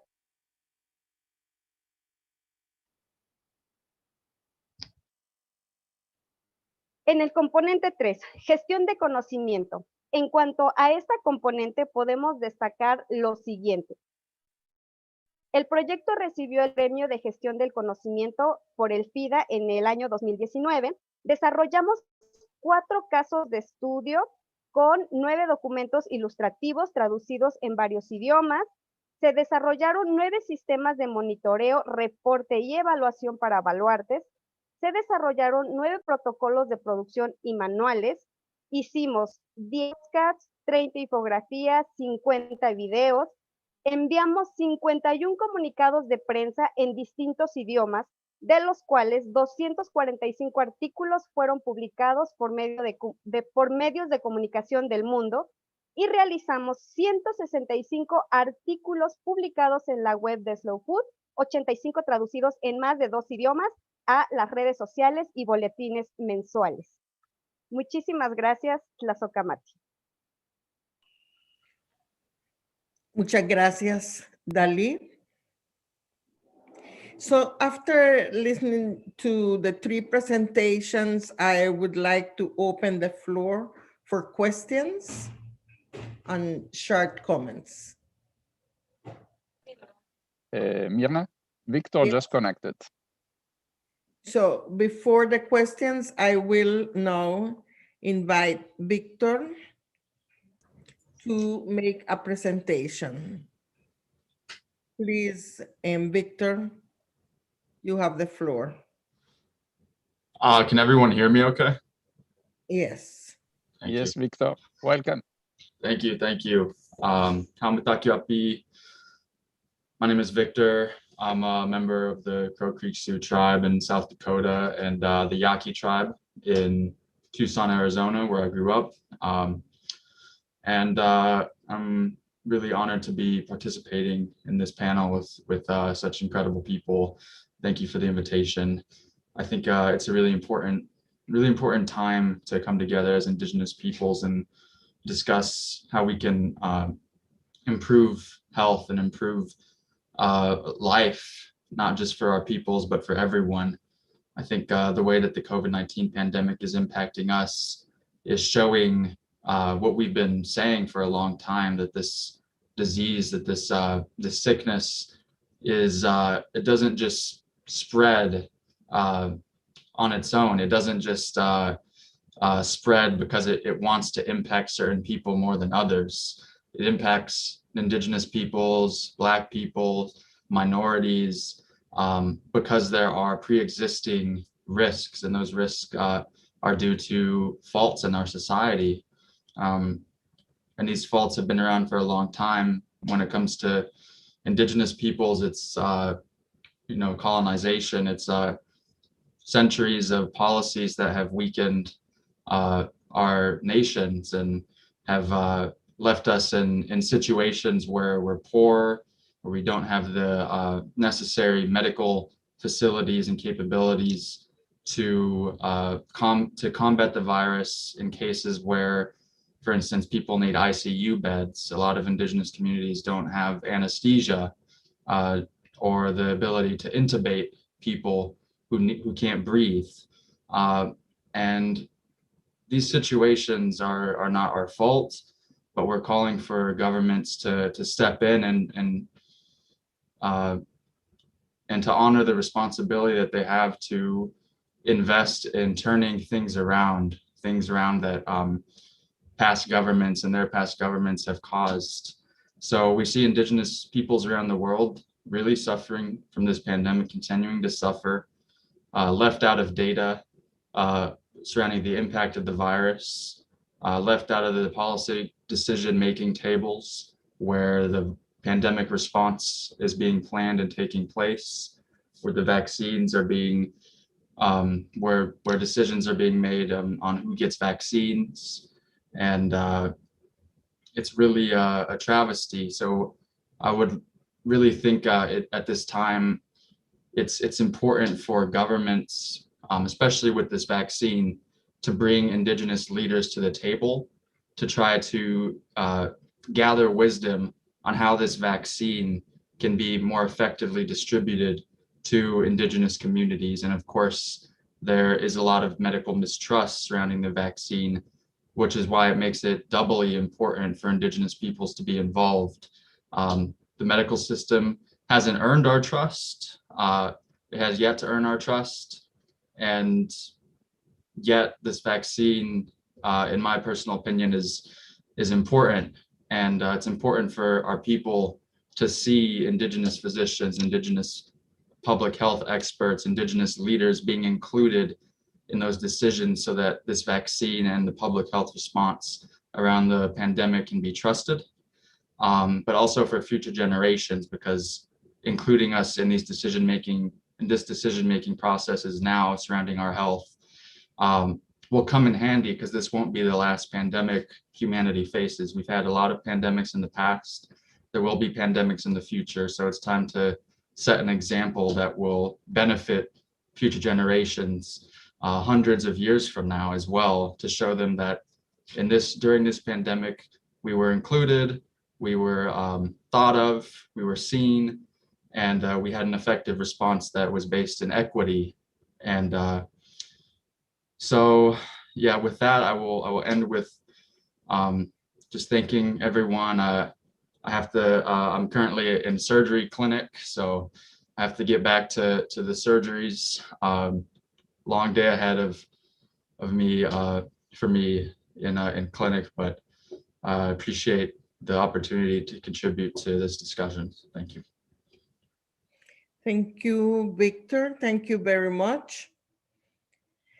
I will now open the floor for comments. We have enough time, so please raise your hands so we can really reflect on what we have heard until now around the theme, the special theme of this forum. So I have Antonella Cordone. Antonella, you have the floor. Thank you, Mirna, and thank you to the young Indigenous peoples. It is great to see you at the forefront because you are the present and the future of Indigenous peoples. And it is very important to highlight, as many of you have done, that it's not only youth, but it's the combination of elders and youth. And this is particularly important in rural community and for land and territories also. Congratulations to you all. Mirna, my only comment relates to the Food System Summit.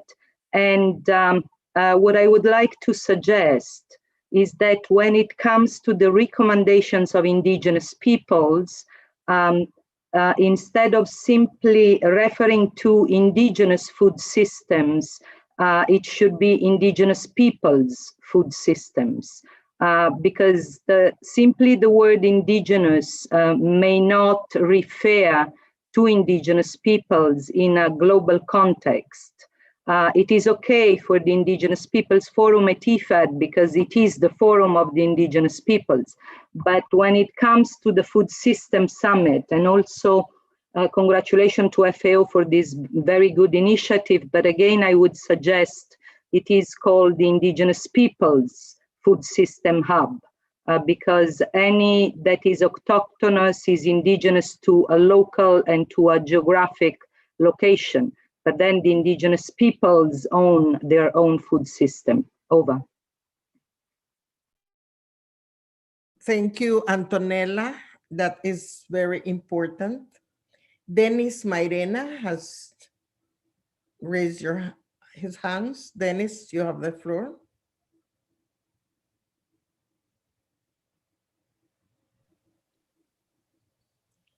Buenos días a todos y todas. Yo quería una pregunta para la señora Christine del FIDA. Ella mencionó que se llevan dos procesos simultáneamente y uno de esos procesos tiene que ver con los diálogos. Mencionó de los gobiernos, de la cumbre y de los pueblos. En el caso de los gobiernos, hemos visto que por parte de América Latina, por lo menos, cuando uno revisa en la página web los países que están participando en las diferentes action track, las pistas de acción, solamente aparece México, Guatemala, El Salvador y creo que Argentina. Son muy pocos. De 20 países que hay en América Latina, sin incluir los 13 del Caribe, son apenas 3 o 4 países gobiernos, digamos, que están participando. ¿Cómo podría el FIDA impulsar estos diálogos nacionales? Claro, que también se incluyan los pueblos indígenas en los diálogos nacionales, porque es muy pobre, yo considero muy pobre la participación de los estados, de los gobiernos en estos diálogos. Muchas gracias. Christine, would you like to answer?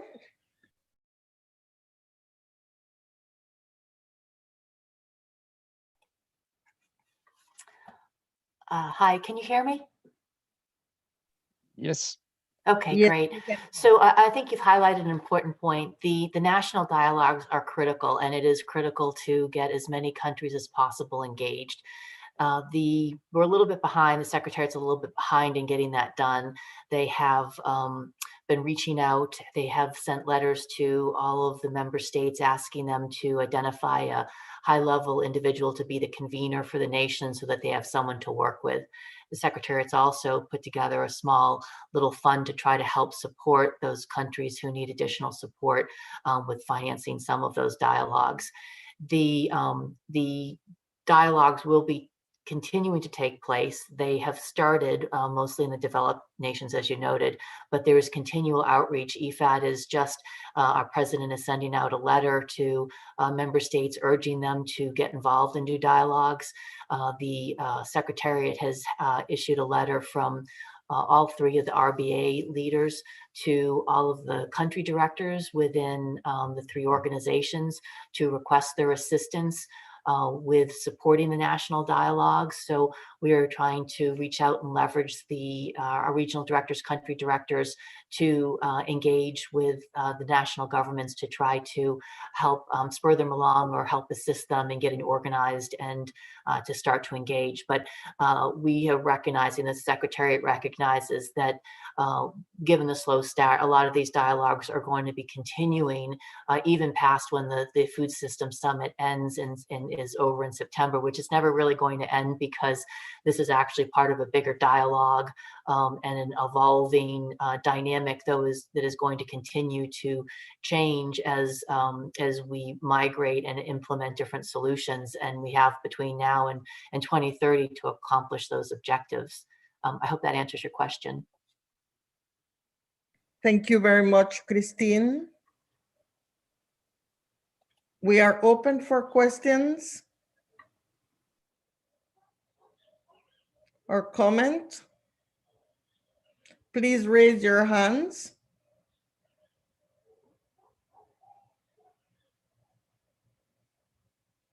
Melania Canales tiene la palabra. Adelante, Melania.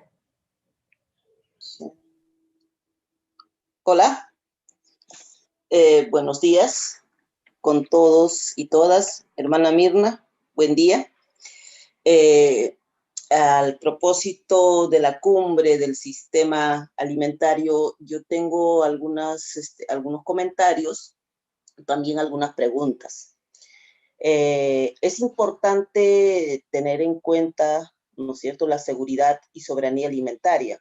Es importante fortalecer y garantizar también cuando hablamos del sistema alimentario, ¿no?, el tema del agua.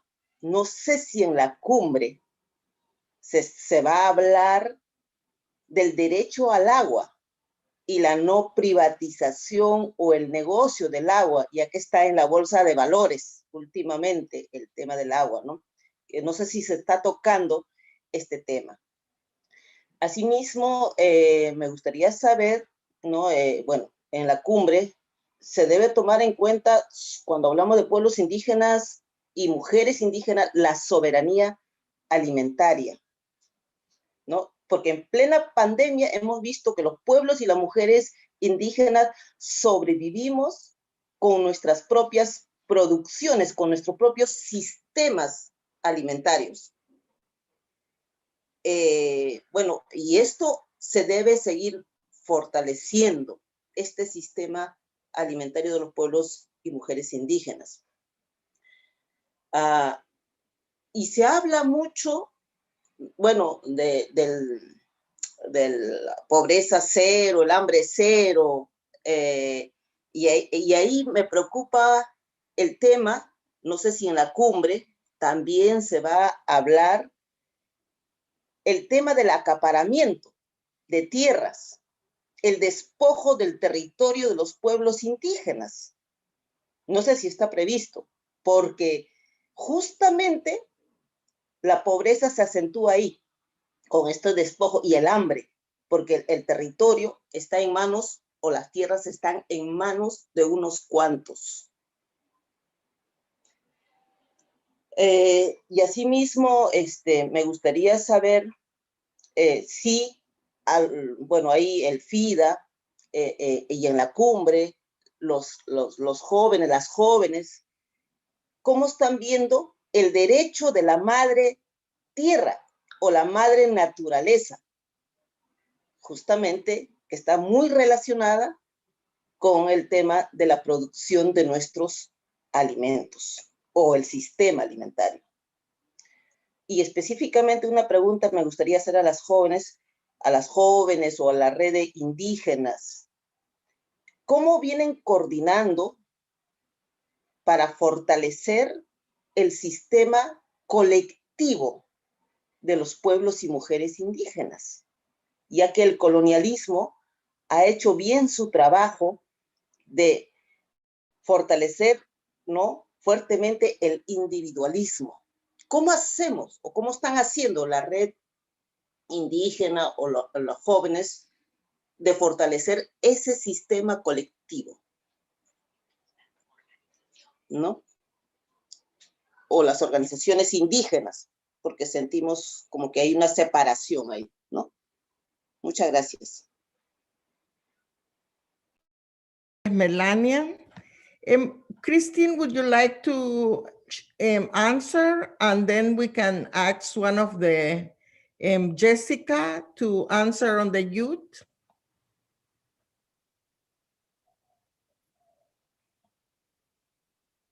Hi. So let me give a shot at the water and the land issues. Two very good points, and they've been raised in numerous different discussions.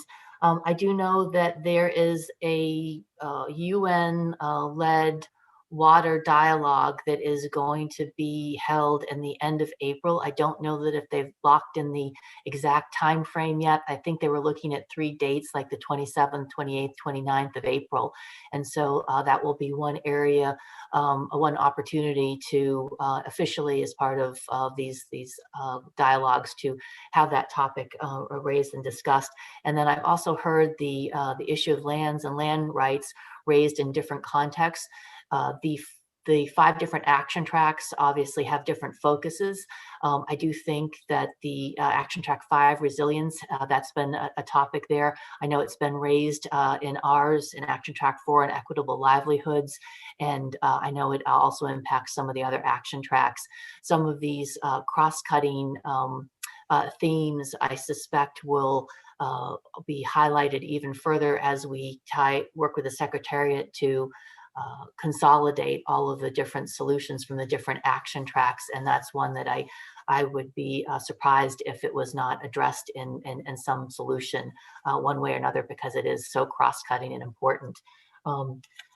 In terms of Mother Earth and trying to take into account those issues, I know IFAD and Action Track 4 have been trying to be as inclusive as possible and reaching out to as many different people and groups and organizations to try to make sure we have those viewpoints represented. And I think that this forum in itself is just another example of how we're trying to capture that, as well as working with our partner RBAs like FAO on the work that they're doing.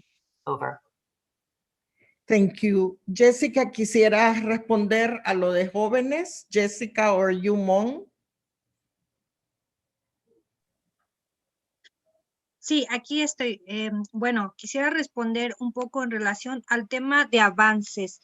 Dentro de este proceso para el diálogo y la Cumbre Mundial de la Alimentación, uno de los ejes ha sido impulsar la participación de los pueblos indígenas, pero también de las juventudes, como bien lo mencionaba, desde otras perspectivas.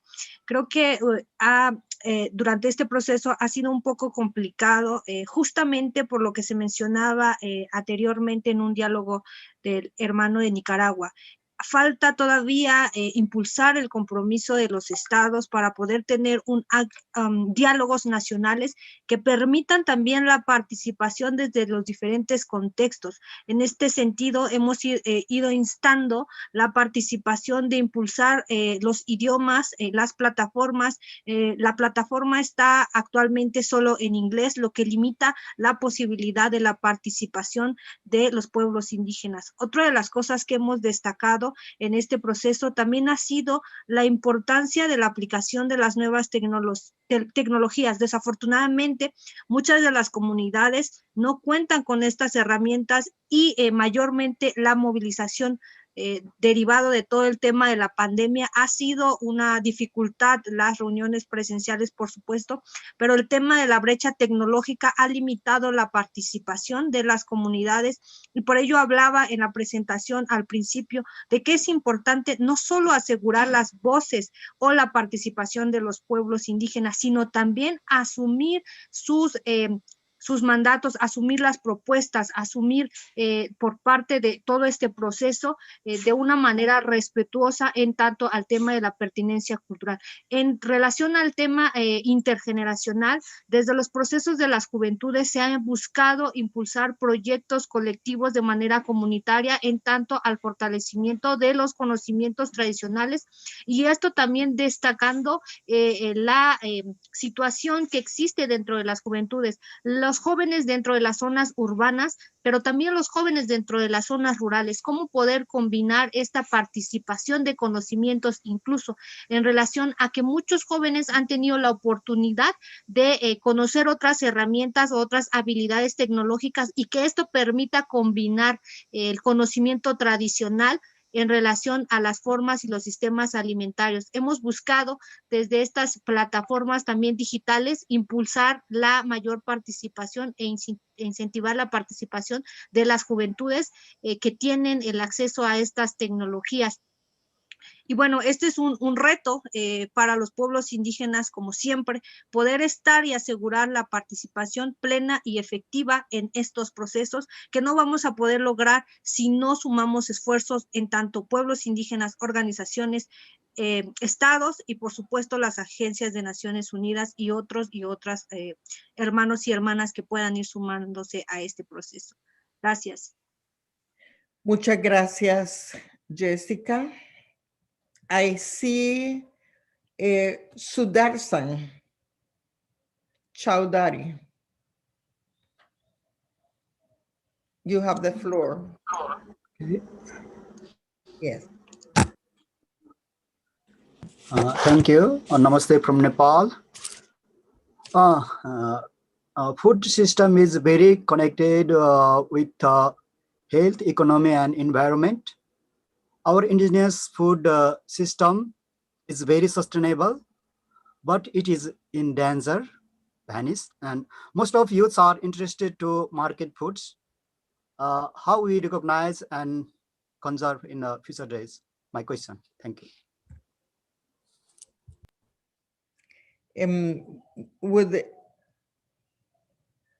Who would like to answer this one? John, would you like to react to this question?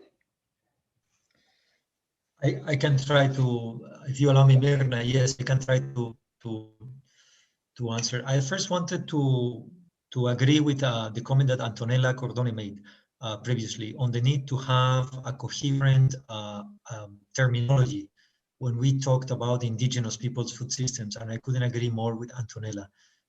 This is something that in the work we are doing on the Global Hub, we are seeing, and it's not only on indigenous people's food systems, but it's on many of the terminology that we use if we are to influence a policy discussion that includes indigenous people's views. It's very important to have a common lexicon. On the issues of between sustainability and accessing market with indigenous people's items and food produce, this is a major issue. In some of the research we've been doing all over the world, one of the major drivers that is affecting the sustainability of indigenous people's food systems is the access to market. It's not the only one. Of course, the encroachment by extractive industries, the migration of youth to the cities, the difficulties in the transmission of traditional knowledge, the reduction in many of the lands and the territories, the pollution and contamination, the climate change. There's many drivers that are affecting indigenous people's food systems. I think the main difference with the market is that it provokes a tremendous shift in the emphasis of the food system itself. From food generation and managing the territory in a way where the anthropocentric activity establishes and maintains the balance with the ecosystem, to actually dedicating areas of the territory to fall production that is geared towards the market, to actually meet the market needs. And that's a major shift. And we have seen a reduction in the number of varieties. We have seen changes in the production techniques and abandoning some of the traditional sustainable techniques towards more commercial intensive productive ways of producing food and items for the market. So I think it's a major issue, and it calls for a larger reflection on how indigenous peoples would like to of course, generate cash for their families so the children can go to school, so the items can be procured, and at the same time maintain the basic elements that render an indigenous people's food system sustainable. And this is a reflection that is different in each of the communities, but that very strongly comes across the research that we've been doing. The risk is that market will change rapidly and drastically many of the indigenous people's food systems, and some of them will either disappear or not be sustainable anymore.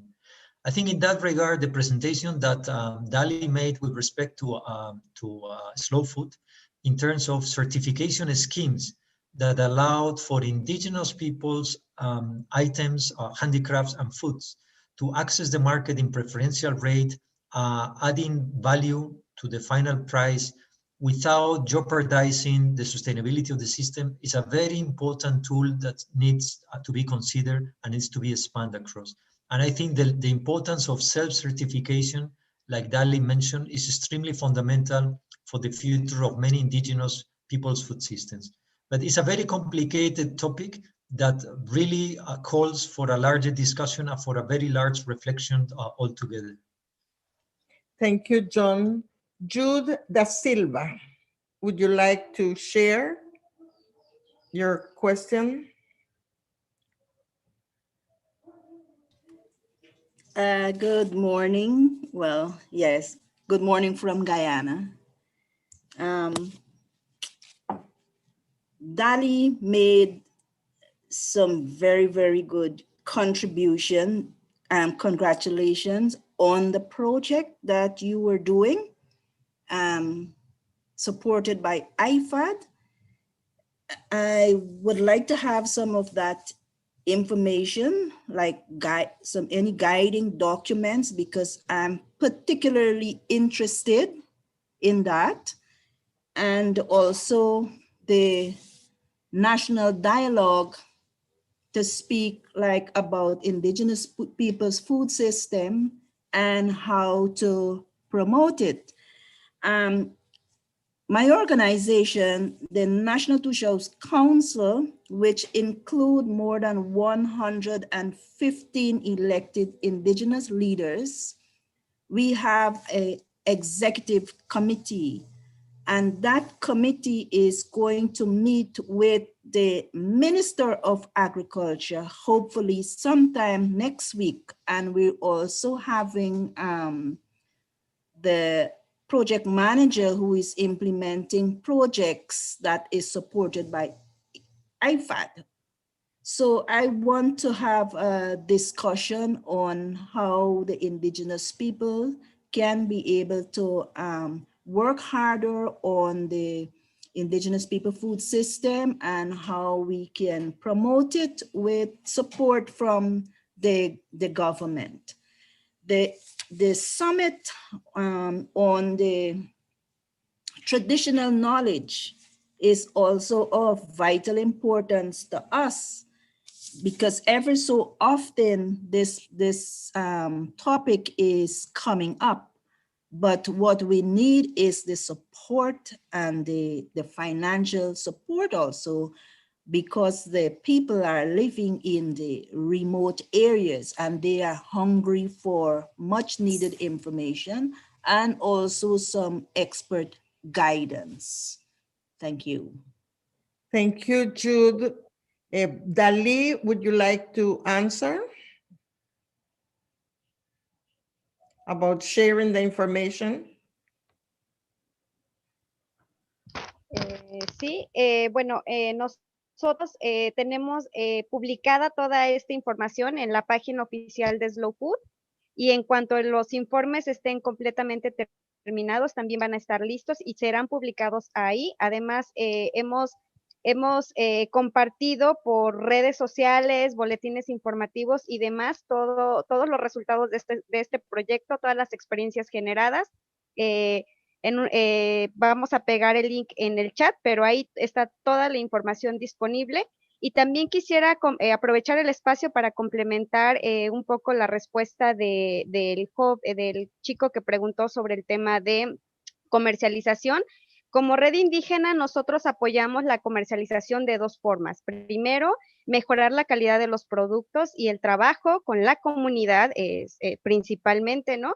Y además de esto, se crea un apoyo a través de la red global, ¿no? O sea, no solo, y ya lo decía John, muchas gracias, el modelo de baluartes que la red tiene es justamente esto, salvaguardar un producto alimentario que tiene un potencial económico, ¿no? Y que no ponen, y que asegura que ese alimento tradicional de este pueblo indígena no tenga un riesgo de desaparecer, porque también tiene que ver la producción, también tiene un papel importante en el mercado. Entonces, nada más quería hacer este pequeño comentario y, bueno, para complementar también en los espacios de Tierra Madre, también pueden encontrar más información de nuestro proyecto y también pueden escribirnos de manera directa al correo electrónico para que les podamos compartir todo este trabajo que realizamos y que justamente es para que se pueda replicar en todos los proyectos que cada uno de los que están aquí presentes están implementando, ¿no? Generar este intercambio de conocimientos y también generar estas metodologías que sirvan a todos los pueblos indígenas. Gracias. Muchas gracias, Dalí. Por favor, compartir en el chat el correo electrónico para que puedan enviárselo. I have How Haman from Africa that is interested in the white paper. So how would you like to speak?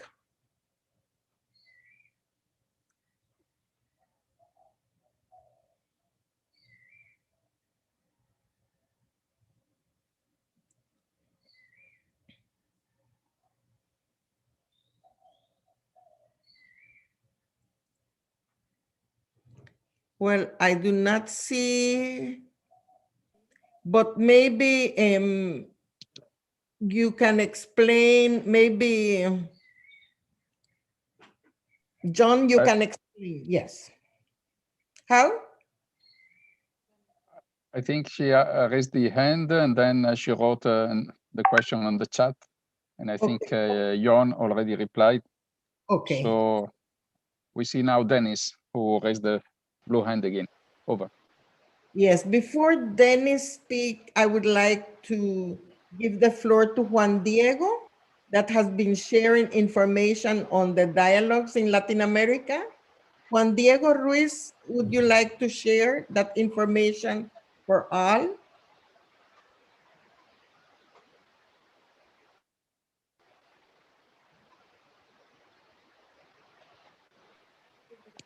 He got disconnected. Perhaps he will reconnect again. But now Dennis, he's not in. okay. Dennis, you please go ahead. Sí, estaba chateando ahí con Amadeo sobre este tema de los diálogos nacionales. Y él me comenta que en El Salvador, a pesar que en los Action Track aparece la participación de El Salvador, él me comenta que no se están realizando diálogos nacionales y que no están participando los pueblos indígenas. Esto, creo que él tiene razón y habría que ver eso con el secretariado de la cumbre, porque a lo mejor los que están participando, y eso me pareció en una de las reuniones que hubieron, que son los diplomáticos de esos países los que están participando. Son embajadores los que están participando en los diálogos y aparecen reportados en los Action Track y realmente no son diálogos nacionales. Entonces es algo que debería tomarse en cuenta, hacerse notar y realmente pues hacer un llamado a los estados, a los gobiernos para que inicien estos procesos. Antes creo que un participante creo que de Perú había mencionado pues la necesidad de que los estados asignen presupuestos para para llevar a cabo estos diálogos, ¿verdad? Eso es importante. Muchas gracias, Cambio. Muchas gracias. I see Bondieri, Joy, Samantha. You have a question in the chat. Would you like to raise that in the conversation? Or I can read it and then we can see. It says, amidst globalization and agricultural modernization, where GMOs and overuse of inorganic amendment is one on the rise, how do we preserve indigenous food varieties and indigenous knowledge system? So maybe we can share information on that. How can we, what are indigenous peoples doing to preserve indigenous food varieties and indigenous knowledge system? Who would like to comment on that?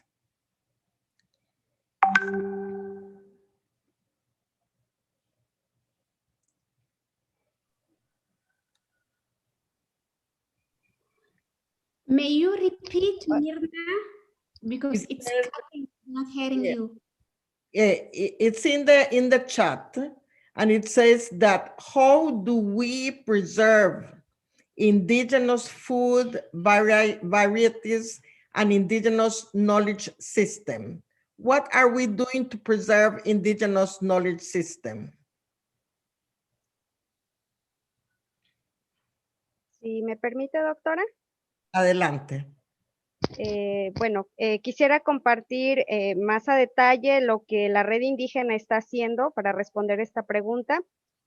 Justamente el movimiento Slow Food primero tiene un proyecto que llamamos Arca del Gusto, donde se busca catalogar todos los productos y alimentos, primero que tenemos como pueblos indígenas, ¿no? Y estamos trabajando muy duro también para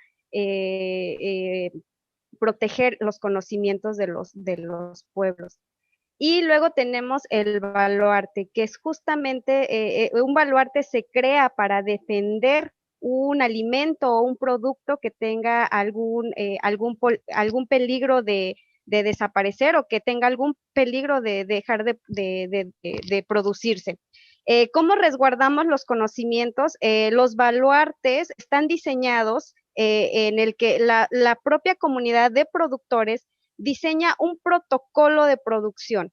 En este protocolo, los productores escriben ahí cuál es el sistema deciden cuál es el sistema de producción que ellos van a seguir, teniendo en consideración todos los conocimientos ancestrales, las formas de producción tradicional, el resguardo y el cuidado de la biodiversidad del territorio. También tiene mucho que ver el tema de la participación de los jóvenes, para la retransmisión de estos conocimientos, el trabajo de las mujeres, cuál es el papel y el rol que ellas desempeñan también en la producción de los alimentos. Y este protocolo sirve también para compartir con los demás productores, ¿no? Y justamente algo que se comenta con los SPG es que los mismos productores vigilan que este protocolo sea cumplido de manera puntual, y en este acompañamiento y en estas visitas de campo que se hacen, se sigue haciendo este compartir conocimientos entre productores, ¿no?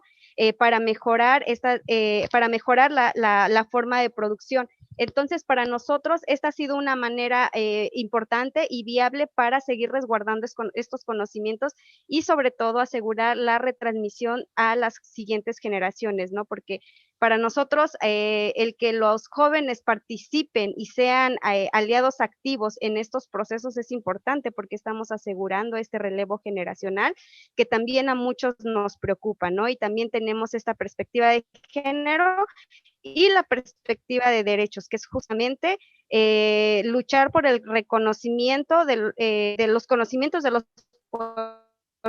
los indígenas, ¿no? La salvaguarda de nuestro sector y de la biodiversidad. Muchas gracias, Dalí. Jessica Vega, maybe you can share what other activities are youth organizations doing to preserve indigenous knowledge on food system. Gracias, doctora, por la palabra y a todos. En relación al tema regional en América Latina, se han implementado diversos proyectos, en específico impulsando la participación de los jóvenes. Uno de ellos ha sido, como bien enfaticé, el tema de la recuperación de los valores. En el sentido de las zonas urbanas y rurales, hemos implementado, por ejemplo, un huerto comunitario para el rescate de semillas en contextos urbanos y revalorizar justo la importancia de las semillas de las comunidades indígenas. También se ha implementado dentro de las comunidades el rescate de estas semillas y de árboles nativos, árboles frutales, esto en Oaxaca, por ejemplo, y algunos proyectos que tienen que ver con el rescate de las comidas tradicionales en relación a cómo este puede aportar para los sistemas inmunológicos en diferentes regiones. Se han hecho también algunos murales en relación a destacar la transmisión de los conocimientos, en donde pudimos, hace rato en la presentación puse algunas ilustraciones justamente para visibilizar que las acciones comunitarias permitirán también reconocer el valor de los sistemas alimentarios indígenas y cómo esto aporta, pero que también necesitamos seguir impulsando estos proyectos de la mano con los estados y las agencias. Desde este espacio agradezco justamente también el aporte y el acompañamiento de los mayores que han permitido que estas iniciativas se puedan traducir en hechos. A FILAC propiamente, que nos ha impulsado desde la región para poder hacer posible este tipo de acciones. Gracias. Muchas gracias. I would like to invite Stephanie Galatova, who is with us today, and she is the focal point for indigenous peoples in the UN Food System Summit. If you would like to share some words with us, Stephanie.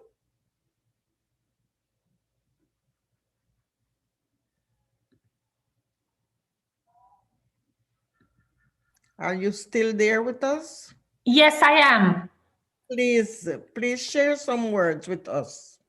No, thank you so much. It's been a really enriching and enlightening discussion.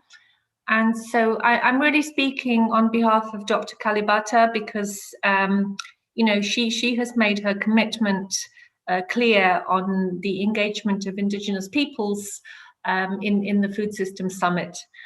And so what I will do is to make sure is to coordinate with all of you and to try and ensure as best as possible that Indigenous peoples' voices are heard in these national and independent dialogues. And I also understand the point that in some of the national dialogues, it's difficult to get the voice heard. So I would encourage all of you to organize the independent dialogues because they will still be heard. They will be put up onto the Food Systems Summit website. They will be there for all to hear. And those recommendations will be taken through to the summit. If anybody needs information or advice on how to organize an independent dialogue, then I and our team in the Secretariat are there to help. I would suggest you consult the website. There's a lot of information there, but we are definitely very happy and willing to provide any support that you need to ensure that the Indigenous people's voice is heard. Thank you. Thank you very much.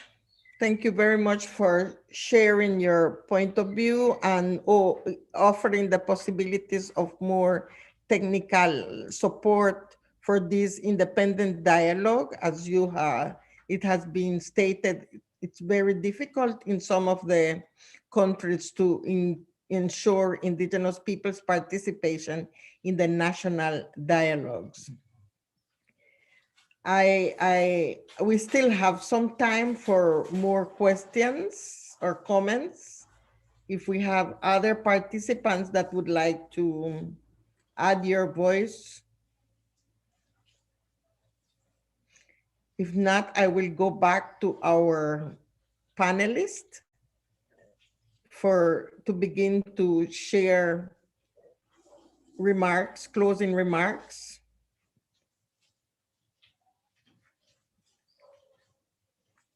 So I will invite Christina.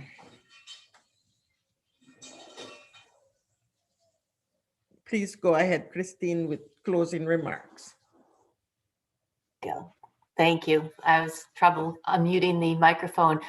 This has been great. Thank you so much. One thing I'd like to point out for folks is that the Secretariat has done a lot of work on creating a web portal that has a lot of information. So if people want additional information on the organizational structure of what's going on, they should go to the Food System Summit site. There's also materials on there that explain how to hold a summit and are basically kits to make it very user-friendly. So pretty much anything that you want to know about, even each of the action tracks has their own web page that has a discussion and dialogue going on. And that is also another place where people can participate in the conversation, highlight issues, make sure that your voice is heard among all the different action tracks. And that is, again, public discussion area, and everyone is welcome to participate. But they're great resources, and I urge everyone to reach out and check them out. Thank you. Thank you. Thank you very much, Christine.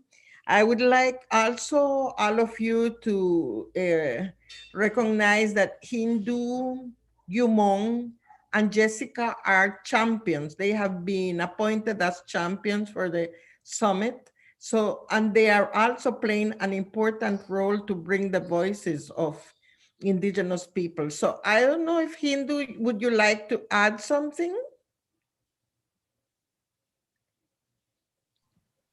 Yeah, thank you very much, Mirna. Yes, as Mirna said, 3 of us are also adding our voices as Food Summit champions. So what we do basically is to attend with the other organizers from the UN Food Summit and discuss about all the 5 tracks. So we attend some of them specifically, like I and David Navarro attending many of discussions in parallel, and as as Christine said, it is very important to see how anyone can organize in parallel discussions about the Food Summit, what they think and how they think about it, and just to like send an email. You can send in emails to Human or to Jessica or to myself that you organize just like a Food Summit discussions, 5-10 peoples, and then here are your outcomes, and then we can collect all the outcome and then share it with the rest, and they can include it in the general discussions. So what is happening also, like when we have the IFAD meetings, and then of course I know that if I was going to organize next week also around a panel with member state around the Food Summit. So we attend those kind of events, and then we bring the voices of Indigenous peoples and the way that we are using our food and how we wanted to include the Indigenous voices. And we also like collect some of the recommendation during our discussions with Agnes, informally or formally, and then we say, no, you forget to include like Indigenous land or territories or access to the market or whatever the item that we see are left behind or are not included. So I think as champion, we try to play the role around all what is happening. And also Mirna invited us to many dialogue that she organized around Latin America. I'm not from Latin America, but I attended as Food Champions. And then Humans also is not from Latin America, she attended, and vice versa. So we try to be in any of the fora and be sure that we share the global information we have and bring the voices of Indigenous peoples and take them up to where they are taking the decisions. But the end of it, will be during the outcome of the summit. We hope that they will bring all the champions together and then see what it is going to come out and how we can input on it. So that is our wish from as Indigenous peoples representative and as Food Summit champions, to see if all what we discuss are considered at the outcome. If it is not, how we can play more the role to make them understand that it is important, then they have to consider it. So we can do it in formal way or informal way. And we're looking forward also to all the new other discussions to be involved. And we see also Myrna will have the final discussions on the Food Summit and Indigenous peoples. We will always be there. Thank you so much, Myrna. Over to you. Thank you, Hindu. Yumon, would you like to share some final comments? Thank you, Myrna. Hello, everyone. Again, it's me.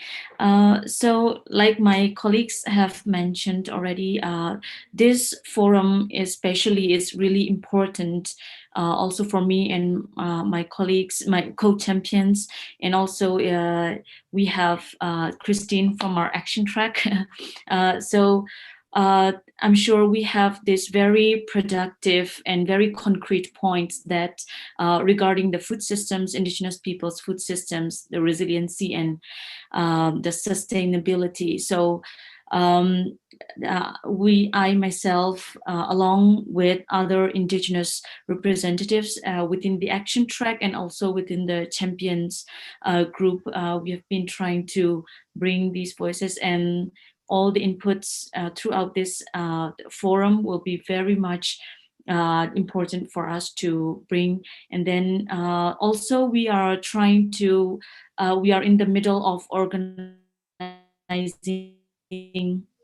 this Indigenous Youth Food Dialogues, Food Systems Dialogue. So we are going to have these parallel sessions for Indigenous youths. And also when we talk about this food, as we have discussed a lot throughout the forum, we need to work a lot together with the elders. So these food systems also represent a lot about intergenerational cooperation. So this is something that we are trying to achieve as Indigenous youths. So anything about the Food Systems Summit and anything about, yes, the food systems themselves, we are here to support and represent Indigenous people's voices. Although we are not really, I myself, I know that I'm not, we haven't been able to really cover everything yet, but we are trying our best, and always feel free to reach out to us. And thank you very much for the opportunity and for your inputs. Thank you. Thank you, Jessica. ¿Podrías compartir unas palabras de cierre? Sí, gracias. Primero que nada, agradecer justamente la oportunidad de poder ser partícipe de este proceso. Afortunadamente, estamos 3 personas dentro de este proceso de Champions Food, dentro de rumbo a la cumbre. Sin embargo, concuerdo con lo que menciona la hermana Maitin. Todavía tenemos que seguir trabajando para hacer posible la participación efectiva de los pueblos indígenas. Creo que este proceso del foro con IFAD, los insumos derivados de estas reuniones van a servir y van a ser un gran aporte para llevar a la cumbre esta información y las particularidades de los pueblos. También considero que seguimos trabajando como jóvenes para impulsar lo que hemos dejado pendiente junto a la FAO para el tema del Foro de las Juventudes, y creo que es pertinente mencionarlo, sobre todo porque estamos preparándonos para poder hacer posible este espacio y que esto pueda ser pues una realidad que permita también en la cumbre este espacio de llevar las voces de los conocimientos tradicionales. En adición, necesitamos trabajar en conjunto para que los diálogos nacionales realmente puedan ser posibles y que los estados se comprometan a incluir las voces de los pueblos indígenas. En este sentido, hemos tenido estas conversaciones formales e informales, como lo mencionaba la hermana Hindu, para poder tener estos contactos, estos enlaces y empujar desde la Secretaría estos diálogos que permitan también la participación de las organizaciones y los procesos de base que estamos trabajando para el tema de los sistemas alimentarios de los pueblos indígenas y junto con ello una perspectiva intersectorial en relación a todo el tema cambio climático, territorio, generación, igualdad. Y creo que de la mano de la doctora Mirna también podemos impulsar estas acciones a nivel nacional y a nivel global. Gracias. Thank you, Jessica. I would like to give the floor again to Stephanie Galatova, but Stephanie, there's a question from Melania Canales from the Continental Network of Indigenous Women that they would like to organize a dialogue, and they're asking what steps they should follow. Would you like also to answer that question, please?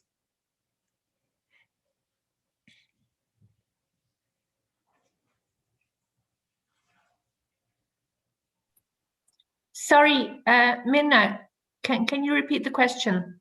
Yes, Melania Canales, who is the coordinator of the South America section of the Continental Network of Indigenous Women, would like to organize a dialogue, and they would like to know what they should do. Okay, so maybe I could have a bilateral with them, introduce them to the manual and the tools that are available so that they can understand what needs to be done. So I would be happy to have a follow-up meeting following this forum to give them direction and any advice for putting together this dialogue. Is that okay? That's okay, Melania, ¿está bien eso?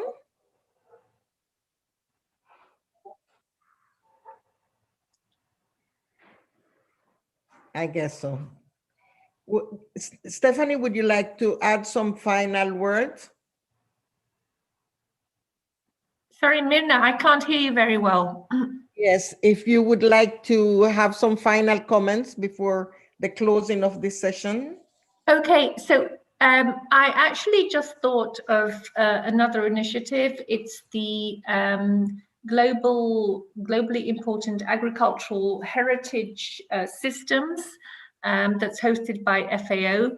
And it's basically a system that recognizes agriculturally and culturally important sites in different countries, and looking at food systems, at agricultural systems, at ecosystems, the environment, the food systems. And I think that this would be really interesting for Indigenous peoples to engage with.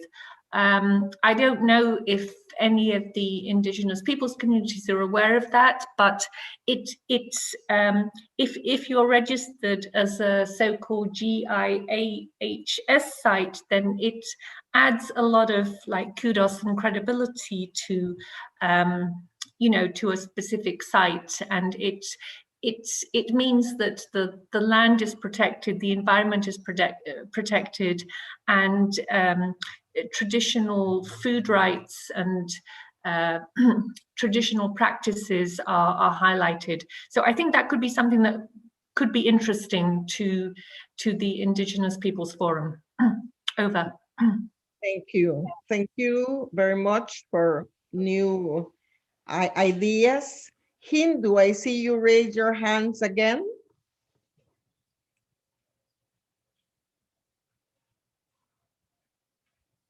Yes. Yes.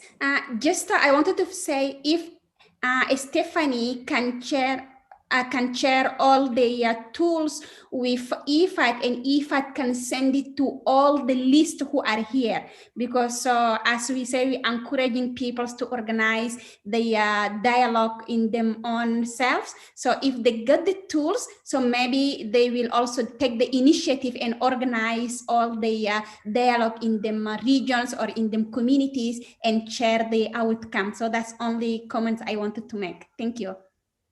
Thank you. Thank you, Hindu. I would like to see if any, I still have some panelists. Dali, would you like to say some final comments?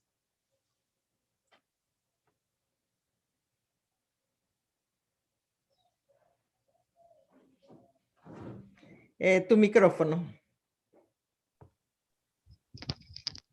Ahora sí. ¿Ya me escuchan? Ahora sí. Ok, muchas gracias. Gracias, doctora Mirna. Quisiera aprovechar este espacio para también agradecerle a Matías y a Francisco Prieto, que han sido también grandes aliados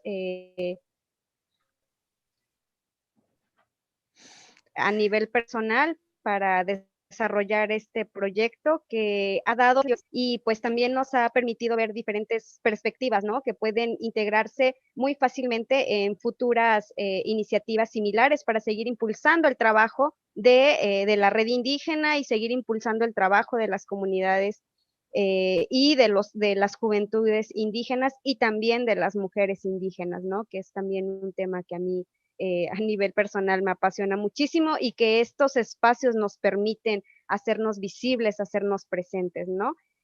Así que con todo mi corazón quiero agradecerles, también quiero agradecer a todas las personas que nos escucharon, que nos acompañaron el día de hoy y que volvemos a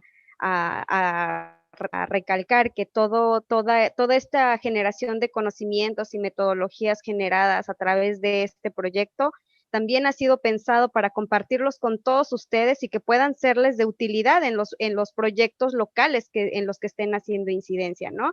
Y entonces, con esto también pues quisiera pues seguir haciendo la recomendación de que sigamos incentivando pues los intercambios de saberes, ¿no? Entre pueblos indígenas, entre productores y entre juventudes, ¿no? Porque como experiencia de la red, estos espacios de intercambio han sido muy favorables, han llenado de mucho entusiasmo, de mucho amor y de mucha pasión a los jóvenes que regresan a sus comunidades y empiezan a replicar todos los conocimientos aprendidos, así que creo que esto es algo que también puede funcionarnos a todos. Y bueno, que sigamos promoviendo sistemas alternativos de certificación de productos indígenas, como con el uso de la certificación participativa, los SGPs, perdón, los SPG.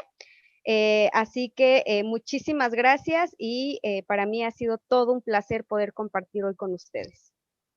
Muchas gracias, Dalí. Muchas gracias, Dalí. John Fernández de la RINOA, si quieres hacer unos comentarios finales. Gracias, Mirna. Thank you so much, Mirna. Yes, five comments, if you allow me. The first one is a big thank you to IFAD.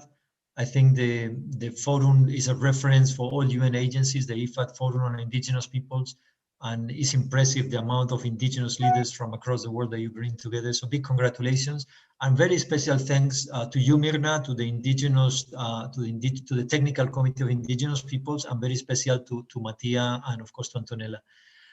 I want to say something about the discussions that we've been having, Mirna. I think is very important. The first one is about the food that that indigenous peoples consume. Many of the changes that are happening in the indigenous peoples' food systems is because there is a progressive abandonment of traditional foods, favoring processed foods, particularly by the youth. And I'm sorry to say that we are among friends with people like Ryan, my team, Jessica, Hindu, but the youth is abandoning very rapidly traditional indigenous food systems, favoring food items and processed foods that come very often from countries and cultures that do not have any gastronomic tradition, and that are pushing their foods through commercials, through social media, and this is having a devastating effect on indigenous peoples' communities. And this is very evident in the research that we are doing at community level. Everyone that we have interviewed agrees that indigenous traditional foods, indigenous foods taste much better, but yet they are eating processed foods that are being purchased in the markets or that are being distributed through the schools. Second point I want to make is about COVID-19. COVID-19 has changed many things. And from the evidence we have had, we have seen that those indigenous peoples that rely on their traditional food systems, very often they have coped better with the pandemic and the confinement than other indigenous peoples that relied on the market to feed themselves. This is the same for, we have seen it for health equipment, for masks. So the importance to maintain an area of the traditional food systems, it cannot be sufficiently overemphasized, particularly now with the restrictions in movement, the restrictions in trade, and the difficulties that are being seen in moving items and people across the world. The third point I would like to make, Mirna, is that the Food System Summit is around the corner. We are going to have in July a preparatory meeting. But what is clear is that the power asymmetry that indigenous peoples have been suffering for centuries is still there. So it's going to be difficult for many indigenous peoples to participate in the national dialogues, in the regional dialogues. And I think it's extremely important to expand on the networks that indigenous peoples have themselves, to have as many self-organized dialogues as possible, to come up with recommendations that then can be channeled towards the UN Secretariat. We know, Mirna, very well that in many countries it's going to be extremely difficult for indigenous peoples to participate in the national dialogues, and that needs to be said loud and clear. The fifth point I want to make is to everyone in the forum is to support Mirna with the review of the white paper. We've been working all very hard to put together this WIPALA paper, this white paper on indigenous people's food systems. And now it's very important that many of the excellent comments in this forum, many of the excellent comments during the discussions are integrated into the paper. And I would like to make a call on behalf of the Global Hub to support Mirna in commenting this very important paper that then later on will be presented to the UN Food System Summit. Again, Mirna, thank you so very much for inviting us. It's really an honor and a pleasure to be in this forum, and congratulations to IFAD and to all of you. Thank you very much. Thank you. Thank you very much, John. I think I do not see any hand. I do not see if Jeffrey is still with us. He has been appointed by the UN Permanent Forum of Indigenous Issues as the focal point to follow up on this food system, food summit. And it would be good if, but apparently not. I think he's not here anymore, no? No. Okay, so I think we have been able to have a very good conversation today on the special theme of this forum. We all know about the impact of COVID-19 on indigenous people's food system, the positive and the negative impacts. But we also learn about the different resilience practices of indigenous peoples. I would like also to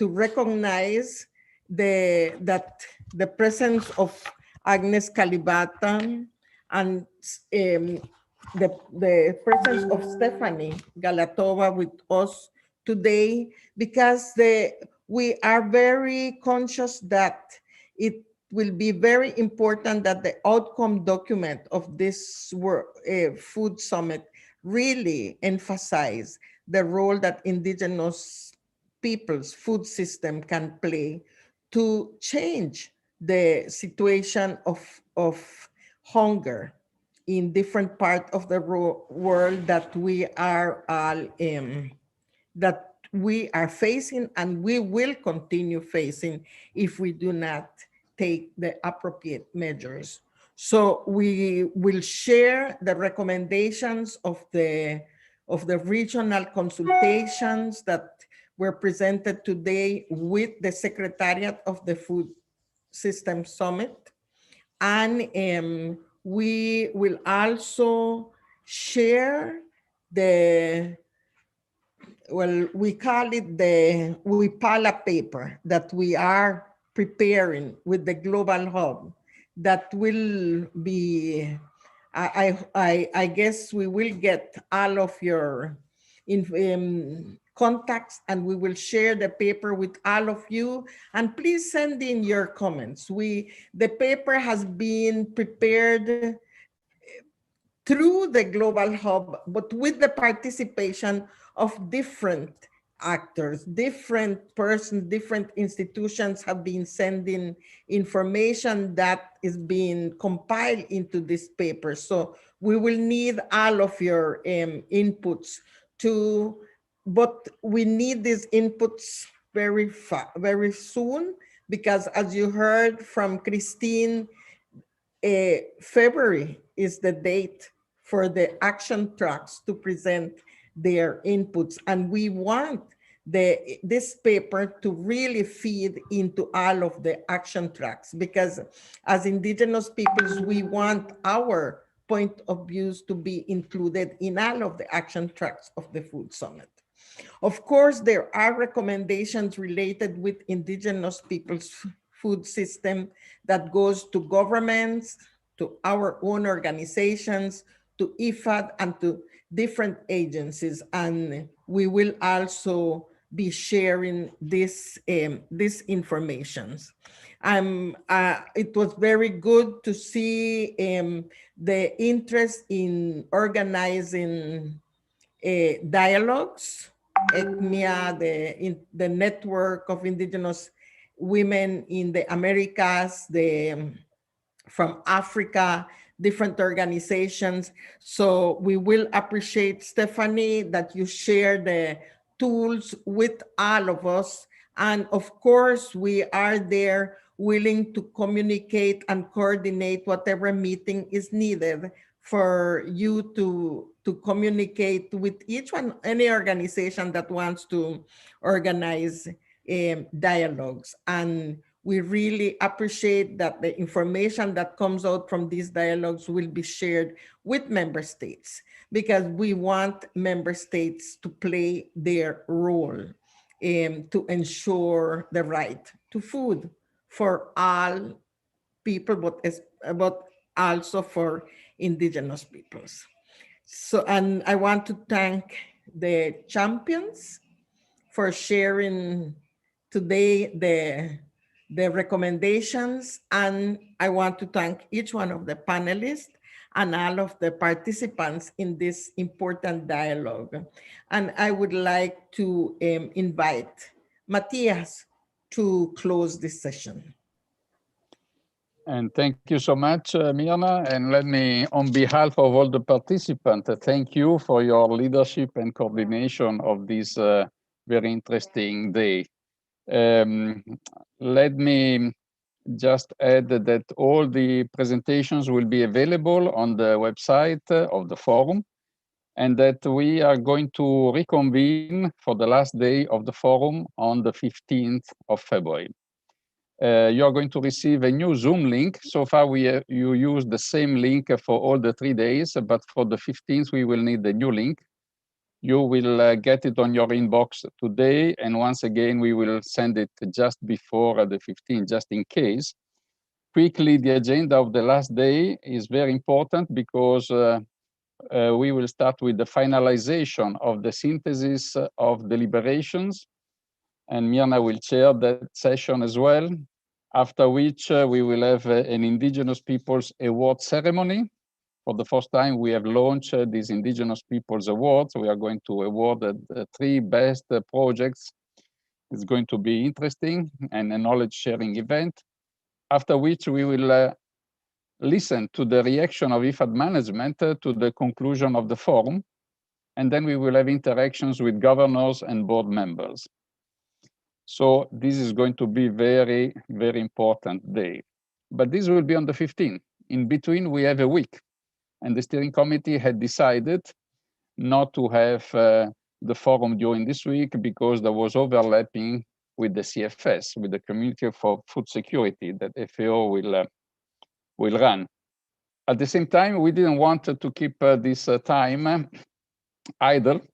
And we have a series of events that Beatrice from our team has coordinated so nicely, and she's going to present it very briefly now. If she's ready, I would give her the floor and then take the floor back for the last remark. Over to you, Beatrice. Thank you, Mattia. Thank you, everyone. So I'd like to present the Indigenous Week and invite you to actively engage on that. Lorenzo is sharing the screen now. So we are sharing with you the links. Please visit the webpage.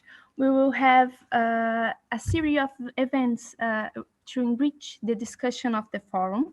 Events that will have chefs, directors, and other partners as Slow Food, UNESCO, the Global Youth Caucus, as you can see here in the agenda.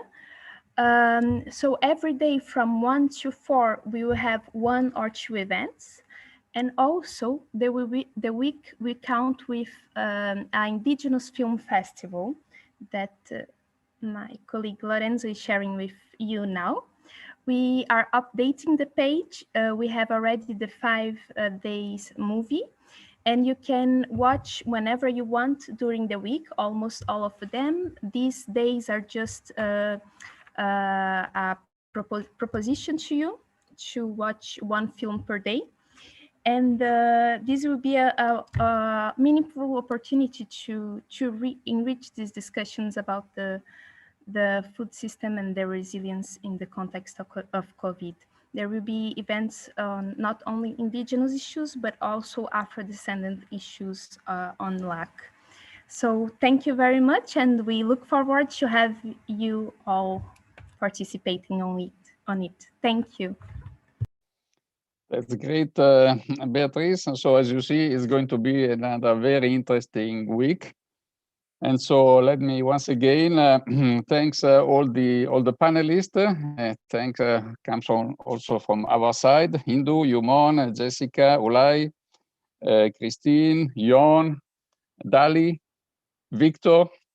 So it was really good.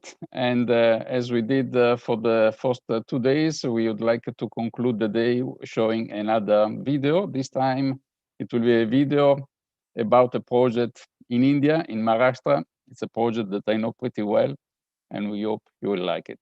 So thanks again, and see you during the Indigenous Week, as well as during the last day of the forum on 15th of February. Bye. Tejaswini. It means a woman who is radiant, an empowered woman. And the 1 million women in the Indian state of Maharashtra who are part of the Tejaswini Rural Women's Empowerment Program are indeed radiant. महिला ही 4 भिंतीआड गुंतलेली होती, चुलीत मुलात गुंतलेली होती. गट आला म्हणून महिलांना असं वाटायला लागलं का यो अंधार होता महिलांना राहत होती. तो आता आम्हाला आमच्या महिलांना असं वाटलं का आमच्या हिंमत आली, आम्ही आमच्या घरात हातभार पण लावायला लागलो. And for women like Manjula, life beyond the walls of the home has meant financial success, confidence, and independence. Through this program, financed by the International Fund for Agricultural Development, or IFAD, women's groups called self-help groups were created. Through them, members can access technical training, business development skills, and finance. आणि मग त्या माल cell करायला लागले. Income केली, kilo मागे 5 पाकिटे तशी तयार व्हायची. मग त्यात खर्च किती होतो हे असं सगळं बघितलं. त्याने ती इन्कम आम्ही बघितली कधी. त्याच्यानंतर मी त्याचं दुसरा पण घर बांधला. Almost every self-help group has been able to access formal credit from banks, allowing them to fund their business ideas. This has been so successful that they have a 99.5% repayment rate. By then pooling their money together and loaning it to one another, the women directly open up opportunities for each other. They also give their fellow members support in other ways. नंतर बचत गटात आम्ही आलो, ब्लाऊजांची पण हे वाढत गेली. गिरायक पण वाढत गेला, महिला पण क्लासेसला येऊ लागल्या, घराची प्रगती पण झाली, मुलांना शिक्षण पण दिलं. म्हणजे While ensuring a good education is a priority for the women, they also use the self-help groups to improve their own lives. Through the groups, the members collectively address issues that impact them and seek community-based solutions. Around 30,000 self-help group members are now also part of political institutions in which they represent the issues that affect them. म्हणजे असंच का बचत गटामध्ये मी आहे आणि सगळ्या महिलांना म्हणजे असं हे वाटलं, त्याच्यामध्ये मीटिंगला जायचे, बचत गटाच्या कुठलीही कामं असतील बचत गटाची तिथे मी म्हणजे हजरच राहायचे. असंच वाटलं महिलांना का ही हे काम करू शकते आणि आपली कुठली कामं हे सॉल्व्ह करू शकते, कुठलेही प्रश्न असतील ते. With the business success and self-confidence that these women have gained, they are also adaptable and resilient.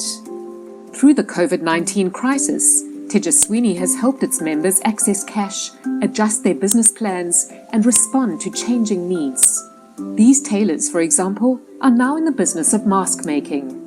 मैं मास्क कम से कम 4000 पीस कटिंग करती हूँ और दूसरे भी है कटिंग जो घर पे ले जाते हैं और कटिंग करके बेचते हैं. ऐसा 8000 हमारा पीस होता है cutting. Like many of the program's initiatives, this is both a successful business venture and a service to the community. And thanks to the collective support and resilience of the self-help groups, the 1 million radiant women of Tejaswini remain politically, socially, and economically empowered.